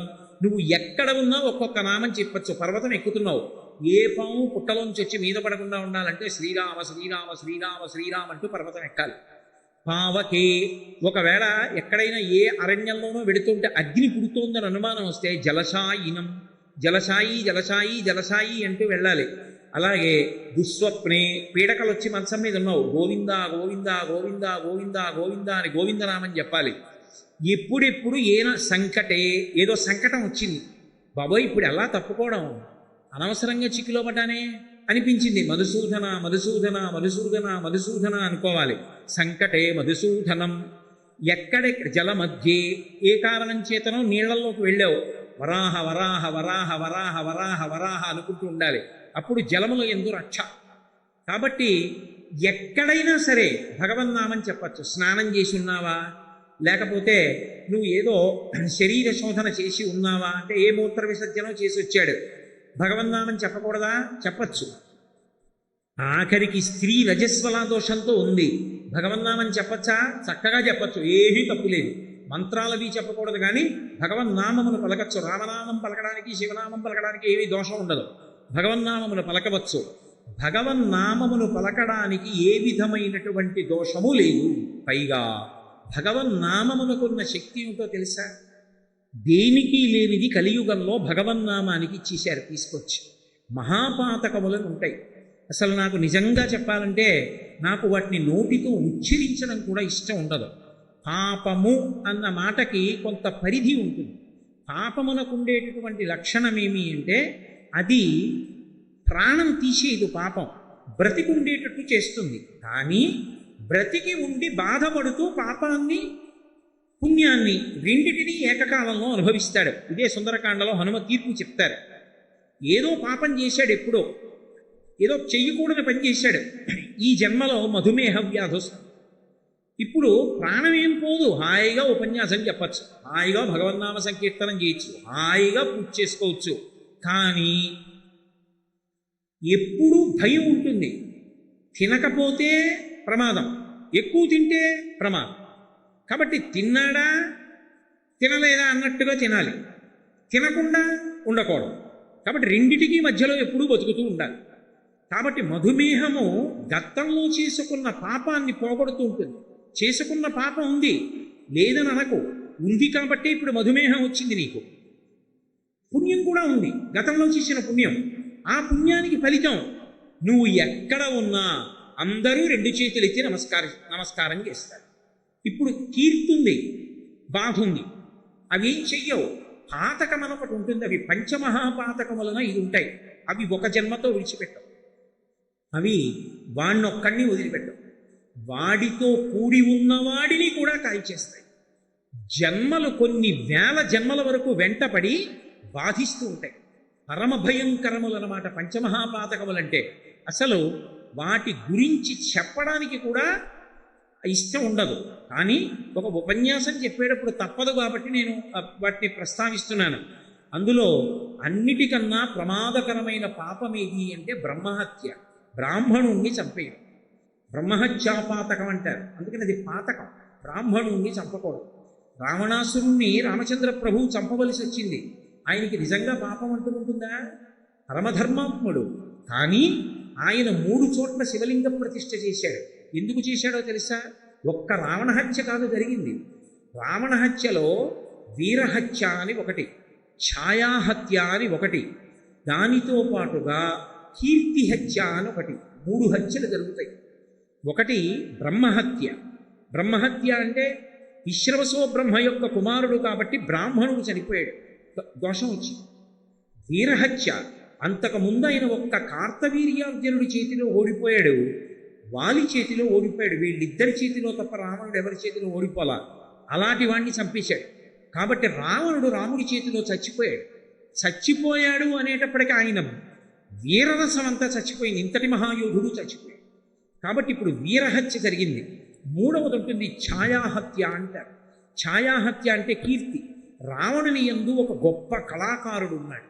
ఏమిటి ఆ కళాకారుడు అంటే ఆయన శివుడికి పూజ చేసి వీణావాద్యం చేస్తాడు. ఆ వీణావాద్యం చేస్తే పక్షులు కూడా ఆగిపోవాలి, అంత గొప్పగా వీణ వాయిస్తాడు. అంత గొప్ప వైణికుణ్ణి చంపేశాడు, ఒక కళాకారుణ్ణి చంపేశాడు. ఇప్పుడు ఒకణ్ణి చంపిన 3 చచ్చిపోయారు. అందులో బ్రహ్మహత్య, వీరహత్య, ఛాయాహత్య అంటారు. 3 చంపడం జరిగింది కాబట్టి ఇప్పుడు ఈ 3 పాతకములు పోవడానికి 3 చోట్ల శివలింగ ప్రతిష్ఠ చేశాడు. రామేశ్వరంలో ఒక శివలింగాన్ని పెట్టాడు, వైదీశ్వరంలో ఒక శివలింగాన్ని పెట్టాడు, అలాగే 3వది వేరొక చోట ఇంకొక శివలింగాన్ని ప్రతిష్ఠ చేశాడు. 3 శివలింగాల్ని ప్రతిష్ఠ చేసినటువంటి కారణం చేత 3 రకములైన హత్యలు ఒక్కడిని చేస్తే పోయి. రాముడు కాబట్టి చెయ్యగలిగాడు, అందరు ఎలా చేస్తారు? కాబట్టి బ్రహ్మహత్య మహాపాతకం. 2వది శౌర్యం, అది విశేషించి బంగారాన్ని దొంగిలించడం. అంటే మిగిలినవి దొంగిలించచ్చన్న ఉద్దేశం కాదు, బంగారం జోలికి ఎప్పుడూ వెళ్ళకూడదు, దొరికినా ముట్టుకోకూడదు. అందుకే దానం చేసినప్పుడు బంగారం ఎంత గొప్పదో, దొంగిలించినప్పుడు బంగారం అంత భయంకరమైంది. దానం చేశారనుకోండి, పరమయోగ్యుడైనటువంటి వ్యక్తి దొరికి దానం చేస్తే ఎవడు బంగారం దానం చేశాడో వాడి జీవుడి ఖాతాలో అంత పుణ్యం వచ్చి పడిపోతుంది. అందుకే పెద్దలు మాట చెప్తారు, మహాత్ములు దొరికినప్పుడు, మహాకార్యము దొరికినప్పుడు ఆలోచించకుండా బంగారం ఇచ్చేయమంటారు. ఒకప్పుడు చంద్రశేఖరేంద్ర సరస్వతి మహాస్వామి వారు కామాక్షి పరదేవత యొక్క దేవాలయం పైన ఉన్నటువంటి కలశాలన్నీ కూడా బంగారు తాపడం చేయాలనుకున్నారు. అడిగిపోయాడు శ్రీకారి. దేవాలయానికి కుంభాభిషేకం చేయడానికి డబ్బు లేదు, ఇప్పుడు కలశలకు ఎక్కడి నుంచి వస్తుందన్నారు. మహాస్వామి వారు బయటికి వచ్చి సత్యదండం పట్టుకుని నిలబడి ఇలా చూశారు. ఎందరో ఆడవాళ్ళు నిలబడి ఉన్నారు. ఆయన అన్నారు, అమ్మా కామాక్షీపుర దేవత దేవాలయంకి ఉన్న కలశలకి బంగారు తాపడం చేస్తాను, నీ మెడలో ఉన్న సవరలు ఇవ్వగలవా అని అడిగారు. ఆవిడికి తెలుసు బంగారం ఇవ్వడం అంటే ఏమిటో. అది దొరికే అదృష్టం కాదు. భగవత్ కార్యమునందు ఉత్తముడైనటువంటి బ్రాహ్మణునికి దానం చేసేటప్పుడు స్వర్ణదానం అంత గొప్పది. వెంటనే ఆవిడ తీసి బంగారం పెట్టింది. ఎంత గొప్పదైతే ఆయన అలా అడుగుతారు? ఆయన జన్మలో ఎప్పుడు అడగరాయి. వెంటనే అక్కడ ఉన్న ఆడవాళ్ళు, మగవాళ్ళు, గాజులు అవి అన్నీ తీసిచ్చేశారు. అందుకే ఎప్పుడైనా పూర్ణాహుతి జరుగుతోందనుకోండి, పెద్దలైన వారు ఏం చేస్తారో తెలుసా? అప్పటికప్పుడు బంగారం దగ్గర లేకపోతే భార్యని ఓ గాజు తీసిచ్చేయమని అందులో వేసేస్తుంటారు. అలా ఎందుకు వేసేస్తారంటే సువర్ణం దానంలో అంత గొప్పది, సువర్ణం దొంగతనంలో అంత ప్రమాదకరం. సువర్ణం దొంగతనం చేశాడనుకోండి, కట్టి కుడిపేస్తుంది కొన్ని జన్మల పాటు. బంగారు దొంగతనం అంత ప్రమాదం. కాబట్టి బంగారమును దొంగిలించుట మహాపాతకం కిందకు వస్తుంది. పాపం కాదు, మహాపాతకం.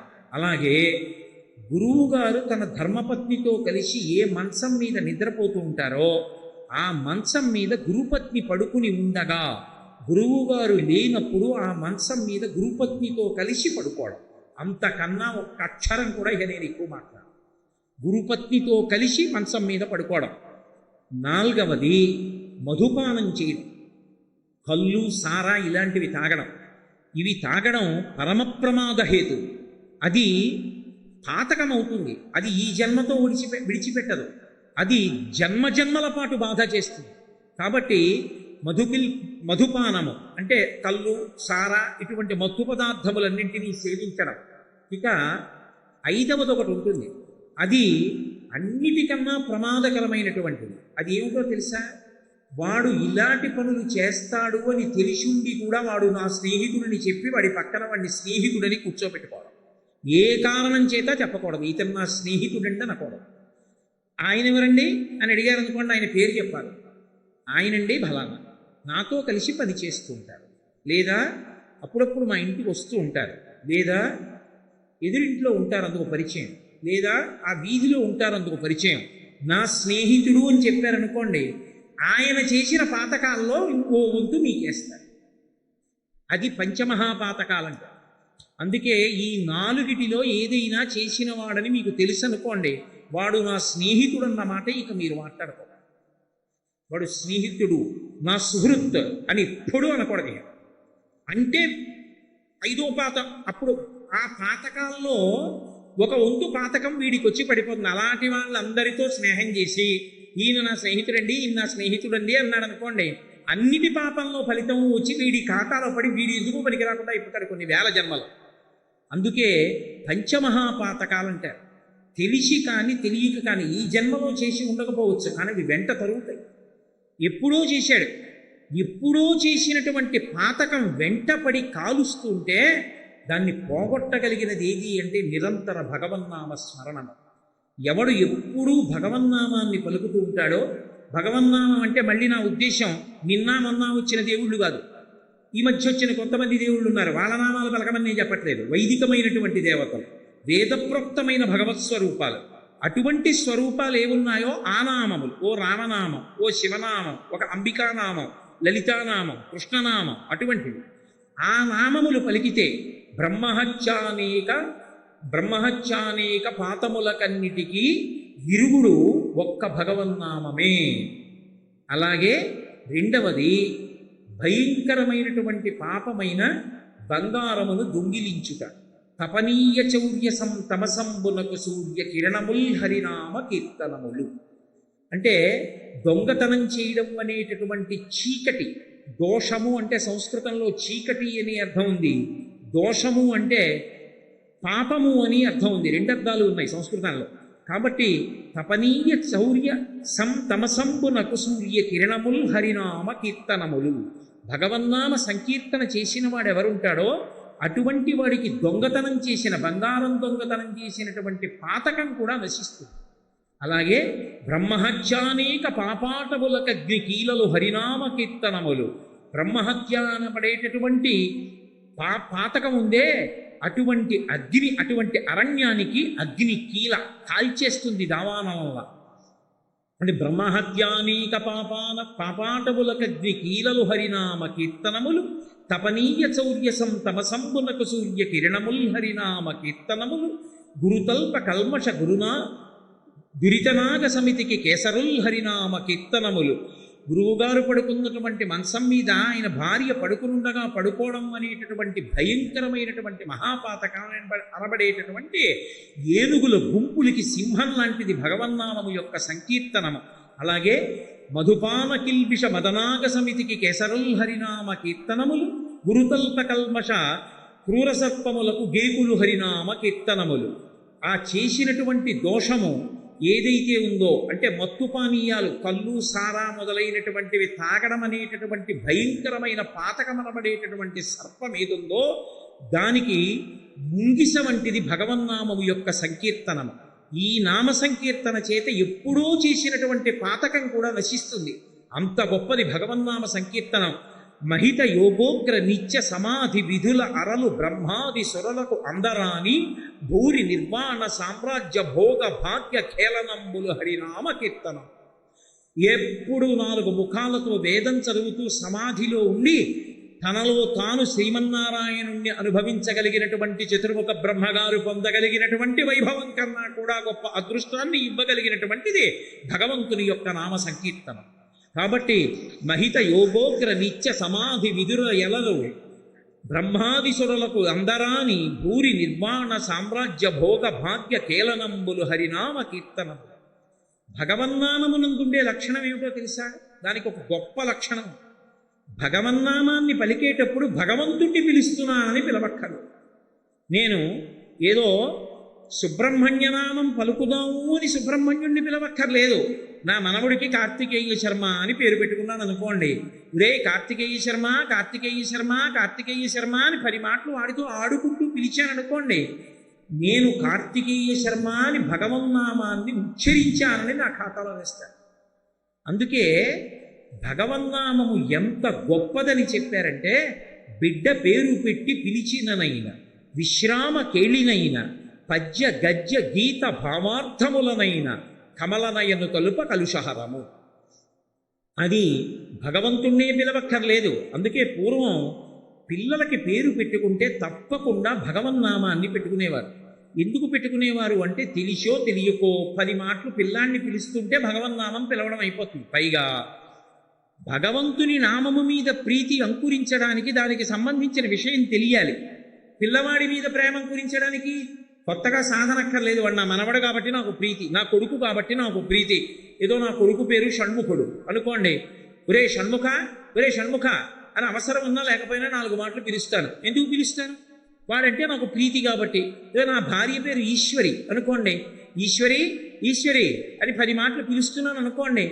భార్యని ఈశ్వరి ఈశ్వరి అని పిలిచి, కొడుకుని షణ్ముఖ షణ్ముఖ అని పిలిచి, కూతుర్ని శ్రీవల్లి శ్రీవల్లి అని పిలిచి, మనవణ్ణి కార్తికేయ కార్తికేయ అని పిలిచి, మనవరాల్ని శ్రీకరి శ్రీకరి అని పిలిస్తే ఒక రోజు మొత్తం మీద నీ కుటుంబ సభ్యుల్ని పిలవడానికి నువ్వు ఎన్ని మాటలు పిలుస్తావు?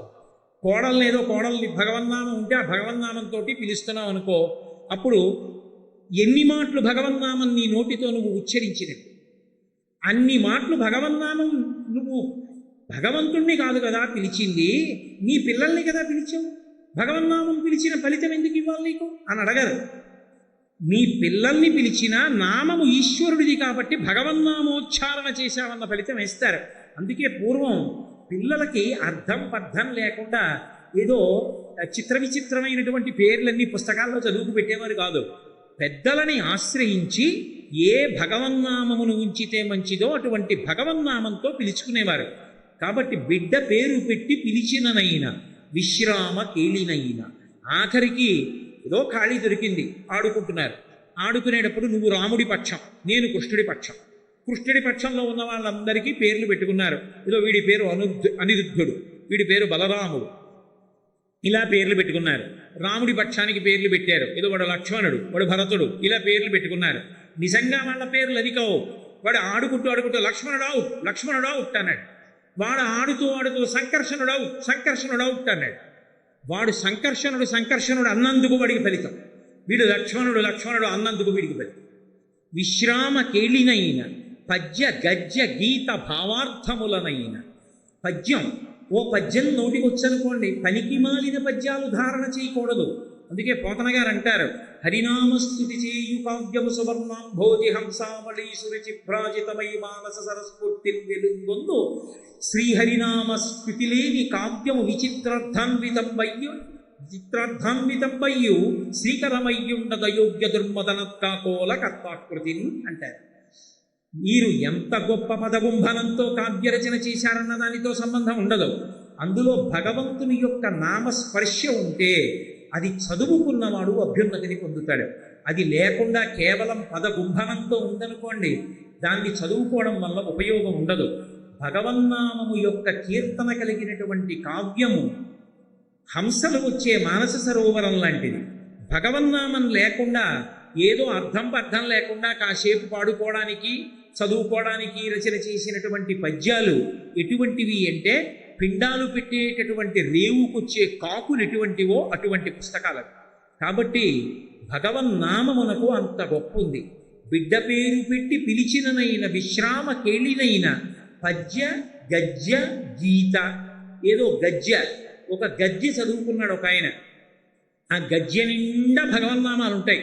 మా చిన్నతనంలో చదువుతుండేవారు. శ్రీ వెంకటేశ్వర ఆర్తులకు అభయంకరుడవు, సంసార సర్పదష్టులందెర్ప గరుడధ్వజుండవు, పాపమును మొసలిచే పట్టుబడిన వారి బాధలు మంప చక్రాయుధుండవు అని, ఆ సంసార సర్పదష్టులందెర్ప గరుడధ్వజుండవు అని ఆ నామాలన్నిటితోనూ కూడుకున్న గద్య ఉండేది. ఆ గద్యంతా చదువుకునేవారు. చదువుకుంటే దాని నిండా భగవన్నామ సంకీర్తన ఉంది. అది వాణ్ణి కాపాడుతుంది. పద్య గద్య గీత, ఆఖరికి అది పాట. పాట అయినా సరే ఆ పాట నిండా భగవత్ తత్వము ఆవిష్కరింపబడింది. ఇప్పుడు ఆ పాట పాడుకున్నాడు, ఏదో నాలుక మీదకి వచ్చింది. పాటకున్న గొప్పతనం ఏమిటో తెలుసా? మీరు ఆ పాట విన్నా, ఆ పాట ఎవరో పాడినా అది మీకు నచ్చింది అనుకోండి, మీరు లోపలికి వెళ్ళినా కూడా మీ నోట్లో అదే పాట పలుకుతూ ఉంటుంది. ఏదో హిమగిరి తనయే హేమలతే అని కీర్తన విన్నారు, లేకపోతే కంజదలాయతాక్షి కామాక్షి అని ఓ కీర్తన విన్నారు. అద్భుతంగా పాడింది గాయని. ఇప్పుడు మీకు తెలియకుండానే మీరు ఇంటికి వెళ్ళిపోతున్న కంజదలాయతాక్షి కామాక్షి అని పాడుకుంటారు. పాట నోటితో భగవత్ సంబంధంది పాడినా కూడా అది ఈశ్వరుడి యొక్క నామాన్ని పలకడమే. పద్య గద్య గీత భావ అర్థములనైనా, ఏమంటే ఆ పద్యానికి అర్థం నాకు తెలియదు, కానీ ఆ పద్యానికి అర్థం ఇదండి అని అక్కడ రాసి ఉంది. అది చదువుకున్నప్పుడు భగవన్నామం పలికాడు, అర్థంలో పలికాడు, చాలు రక్షింపబడతాడు. పద్య గద్య గీత భావార్థములనైన కమలనయను కలుప కలుషహరము.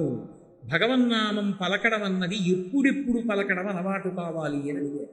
సావధానంగా కూర్చుని, ఏమీ పని లేదు కాబట్టి చెప్తానండి శ్రీరామ శ్రీరామ శ్రీరామ కాదు, ఎప్పుడెప్పుడు భగవన్నామం పలకడం అయిపోవాలో తెలుసా? కూలిన చోట, కొట్టబడి కుందిన చోట, మహాజ్వరాదులం ప్రిలిన చోట, సర్పముఖ పీడలు పొందిన చోట, ఆర్తులై కూలిన చోట, విష్ణు భవదూరిని పేర్కొనిరేని అక్కాలుని యతనావితతి కానరు పూనరు దుఃఖభావములు. కూలిన చోట అలా వెళ్ళిపోతూ రాయి తనకు పడిపోయాడు. ఆ కూలిపోయిన చోట పడిపోయేటప్పుడు రామ అనో, శివ అనో, శంకరా అనో అనడం రావాలి, అలవాటైపోవాలి. కూలిన చోట, కొట్టబడి కుంగిన చోట అలా వెళ్ళిపోతున్నాడు. గడప తలకి ధన్మం తగిలి పడిపోయాడు. పడిపోతూనే శంకరా అన్నం అలవాటైపోవాలి. కొట్టబడి కుంగిన చోట, మహాజ్వరాదులను ప్రేలిన చోట, ఒంటి మీద తెలివిలేదు, ఏ 104 జ్వరంలోనో ఉన్నాడు. ఆ జ్వరంలో కూడా భగవన్నామని చెప్పేస్తున్నాడు అనుకోండి, నిద్రలో కూడా భగవన్నామని చెప్పేస్తున్నాడు అనుకోండి, వాడు తరించిపోతున్నాడు అనుకో. మహాజ్వరాదులను పెరిలిన చోట, సర్పముఖ పీడల పొందిన చోట అలా వెళ్ళిపోతున్నాడు. బొస్సుమని పాము వచ్చి పడగెప్పింది. అప్పుడు కూడా గభాలన నోటి వెంట శంకరా అనో, రామా అనో నోటి వెంట రావాలి. సర్పముఖ పీడలు పొందిన చోట, ఆర్తులై తూలిన చోట. గొప్ప ఆర్తి అంటే ఏదో అమ్మ బాబోయ్ ఇది జరుగుతుందా, ఇది జరుగుతుందా అని ఊగిపోతున్నాడు. ఆ ఊగిపోతున్నప్పుడు కూడా భగవన్నామం గుర్తు రావాలి.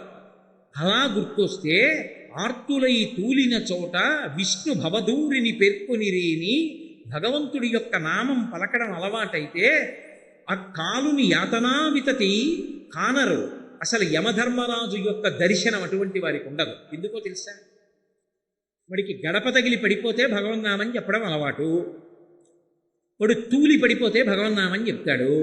పాము కనపడితే భగవన్నామని చెప్తాడు.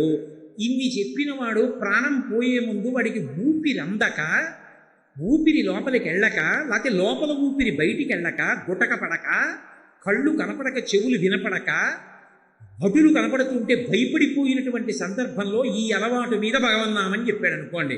ఇప్పుడు ఆఖరణ భగవన్నామని చెప్పి వాడు ఎక్కడికి వెళ్తాడు? భగవన్నామం పలకగానే ఇక యమదూతలు కనపడరు, వెళ్ళిపోతారు. భగవత్ పార్షదులు వస్తారు. అందుకే ఆ కాలుని యాతనా వితతి కానరు, ఇక యమధర్మరాజు కనపడడు. పూనరు దుఃఖభావముల్, అటువంటి వారికి దుఃఖములుండవు. భగవన్నామ సంకీర్తనము అంత గొప్పది.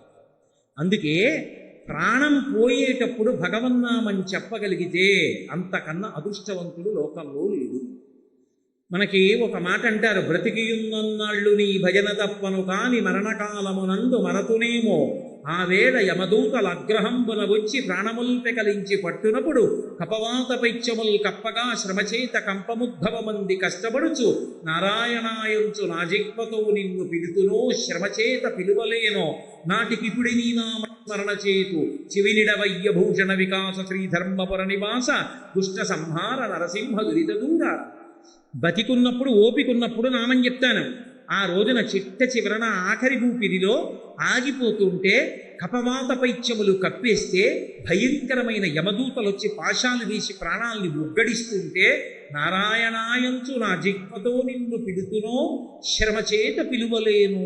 అప్పుడు పిలవగలనో పిలవలేనో నాటికిప్పుడే నీ నామస్మరణ చేతు. ఇప్పుడే చెప్తున్నాను, నారాయణ నారాయణ నారాయణ ఇప్పుడే అంటున్నాను, చెవి ఒగ్గి విను.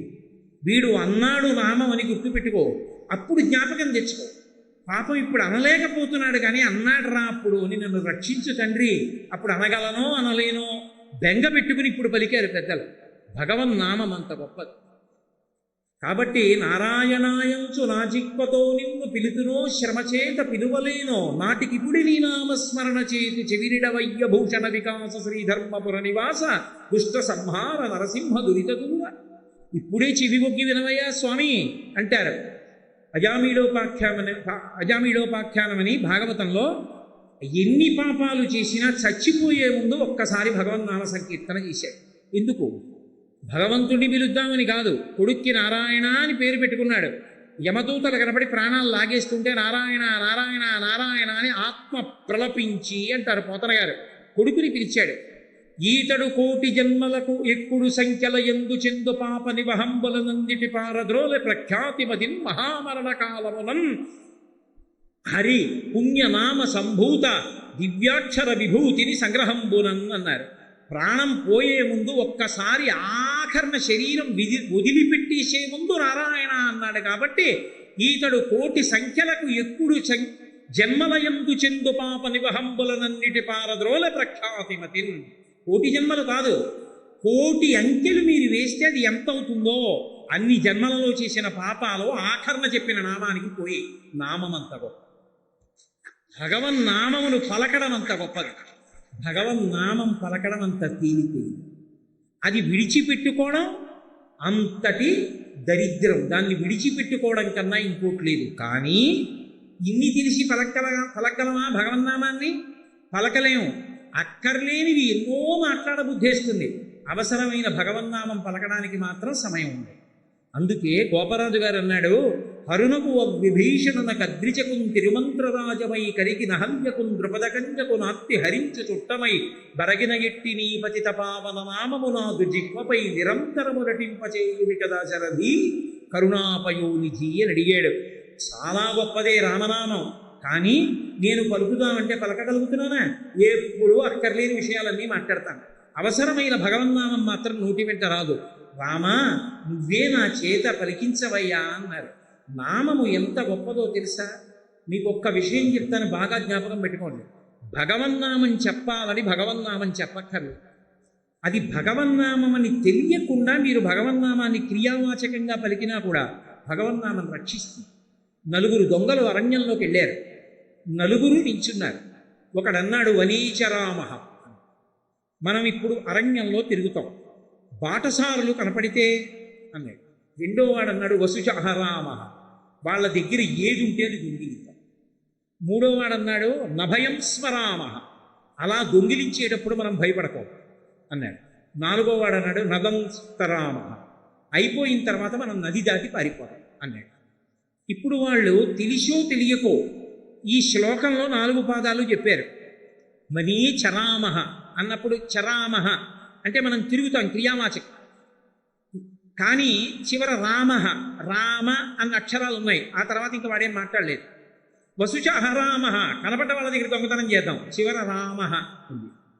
నదంతరామహ, నది దాటుదాం, చివర రామహ, మళ్ళీ రామ ఉంది. మూడోవాడు రామనామని చెప్పాడు. నభయం స్మరామహ, భయం అన్న మాట వద్దు, చివర స్మరామహ, రామ ఉంది. నలుగురు బయలుదేరారు. రాజభటులు వెనక నుంచి చూశారు, బాణాలు విడిచిపెట్టారు. నలుగురి గుండెల్లోనూ వీపులోంచి గుచ్చుకుని ప్రాణం వదిలేశారు. నలుగురు వైకుంఠానికి వెళ్ళిపోయారు. ఎందుకు వెళ్ళిపోయారని అడిగారు. వాళ్ళు చెప్పింది ఏమిటి? మనం అడవిలో తిరుగుదాం, దొంగతనం చేద్దాం, భయం అన్న మాట వద్దు, నది దాటి పారిపోదాం. కానీ వాళ్ళు చివర అన్న మాటలలో ఆఖరణ రామహ రామహ రామహ రామహ ఉంది. చివర వాళ్ళు పలికిన మాటలలో రామ ఉంది కాబట్టి వాళ్ళ పాపాలు పోయి అమృత బీజము చేత కవాటములు మూసుకున్నాయి. అందుకని వాళ్ళ పాపం లేదు, వైకుంఠానికి తీసుకెళ్ళిపోతుంది. ఏమండి, భగవన్నామానికి అంత శక్తి ఉంటుందా? ఏమిటి, తెలియక పలికినా అంత ఫలితాన్ని ఇచ్చేస్తుందా? అని తెలియక తాగేశావు, చంపడం మానేస్తుందా? అగ్నిహోత్రం అని తెలియక ముట్టుకున్నావు, కాల్చేయడం మానేస్తుందా? ఊబి అని తెలియక దిగబడ్డావు, కూరుకుపోవడం మానేస్తుందా? భగవన్నామము అని తెలియక పలికినా కూడా అది దాని అమృతత్వాన్ని ప్రసరించేస్తుంది. నామము నామమే. అందుకే ఈశ్వర నామాన్ని పలకడం కన్నా భగవన్నామ సంకీర్తనం చేయడం కన్నా గొప్పది లేదు. కానీ ఒక్క విషయంలో పొరపాటు పడవద్దు అని చెప్పారు. ఏమిటో తెలుసా? ఇప్పుడెందుకండి భగవన్నామం రిటైర్ అయిపోయిన తర్వాత పలుకుతాం, చచ్చిపోయే ముందు భగవన్నామం చెప్తే సరిపోతుంది కదా అజామీనుడిలాగా అంటావేమో. మితిలేని జగము దాల్చిన అతడొక్కడి మనములోన అనగెడువాడే. ఆయన మితిలేని సమస్త జగములను దాల్చినటువంటి వాడు. గతంలో అభ్యాసం లేకుండా మరణకాలంలో భగవన్నామం ఎందుకు వస్తుంది? రాదు, భయంతో చచ్చిపోతాడు. కాబట్టి ఆ నామాన్ని పలకడం అభ్యాసం చేసుకో. అభ్యాసమునకు తేలిక మార్గం ఇది. భగవన్నామ సంకీర్తనం ఎక్కడ జరుగుతుందో అక్కడికి వెళ్ళు. ప్రయత్నపూర్వకంగా సంకీర్తన జరిగే చోటికి వెళ్ళు. అందుకే ఎక్కడికి వెళ్ళండి భగవన్నామ సంకీర్తన మండలి అని ఉంటుంది. ఏదో లలితా సహస్రనామ సంకీర్తన మండలి, విష్ణు సహస్రనామ సంకీర్తన మండలి, రామనామ సంకీర్తన మండలి, లేదా భగవన్నామ సంకీర్తన మండలి. తెలియనివ్వండి, తెలియకపోనివ్వండి, దేవాలయం ఉన్న చోటికి వెళ్ళి నామం చెప్తే విపరీతమైనటువంటి విశేషం. చక్కగా భగవంతుని యొక్క వాహనం వెడుతున్నప్పుడు ముందు నామం పలుకుతూ వెళ్ళడం, సంకీర్తన చేయడం, నృత్యం చేయడం, దేవాలయంలో కూర్చుని అందరూ కీర్తన చేయడం, ఇది అలవాటు కావాలి. ఆ అలవాటు మనని కాపాడుతుంది. భగవన్నామ వైభవము ఎంత గొప్పదో, ఆ నామముని మన అందరం కూడా ఎందుకు పలకాలో ఇవాళ మీకు ఆ భగవన్నామ వైభవము అన్న విశేషం గురించి నా చేత పరమేశ్వరుడు పలికించినంత మేర పలికాను. మళ్ళీ రేపటి రోజున అత్యంత ముఖ్యమైనటువంటి విషయము ఇంకొకటి నా చేత భగవంతుడు పలికించి నన్ను మిమ్ములను కూడా కృతార్థులు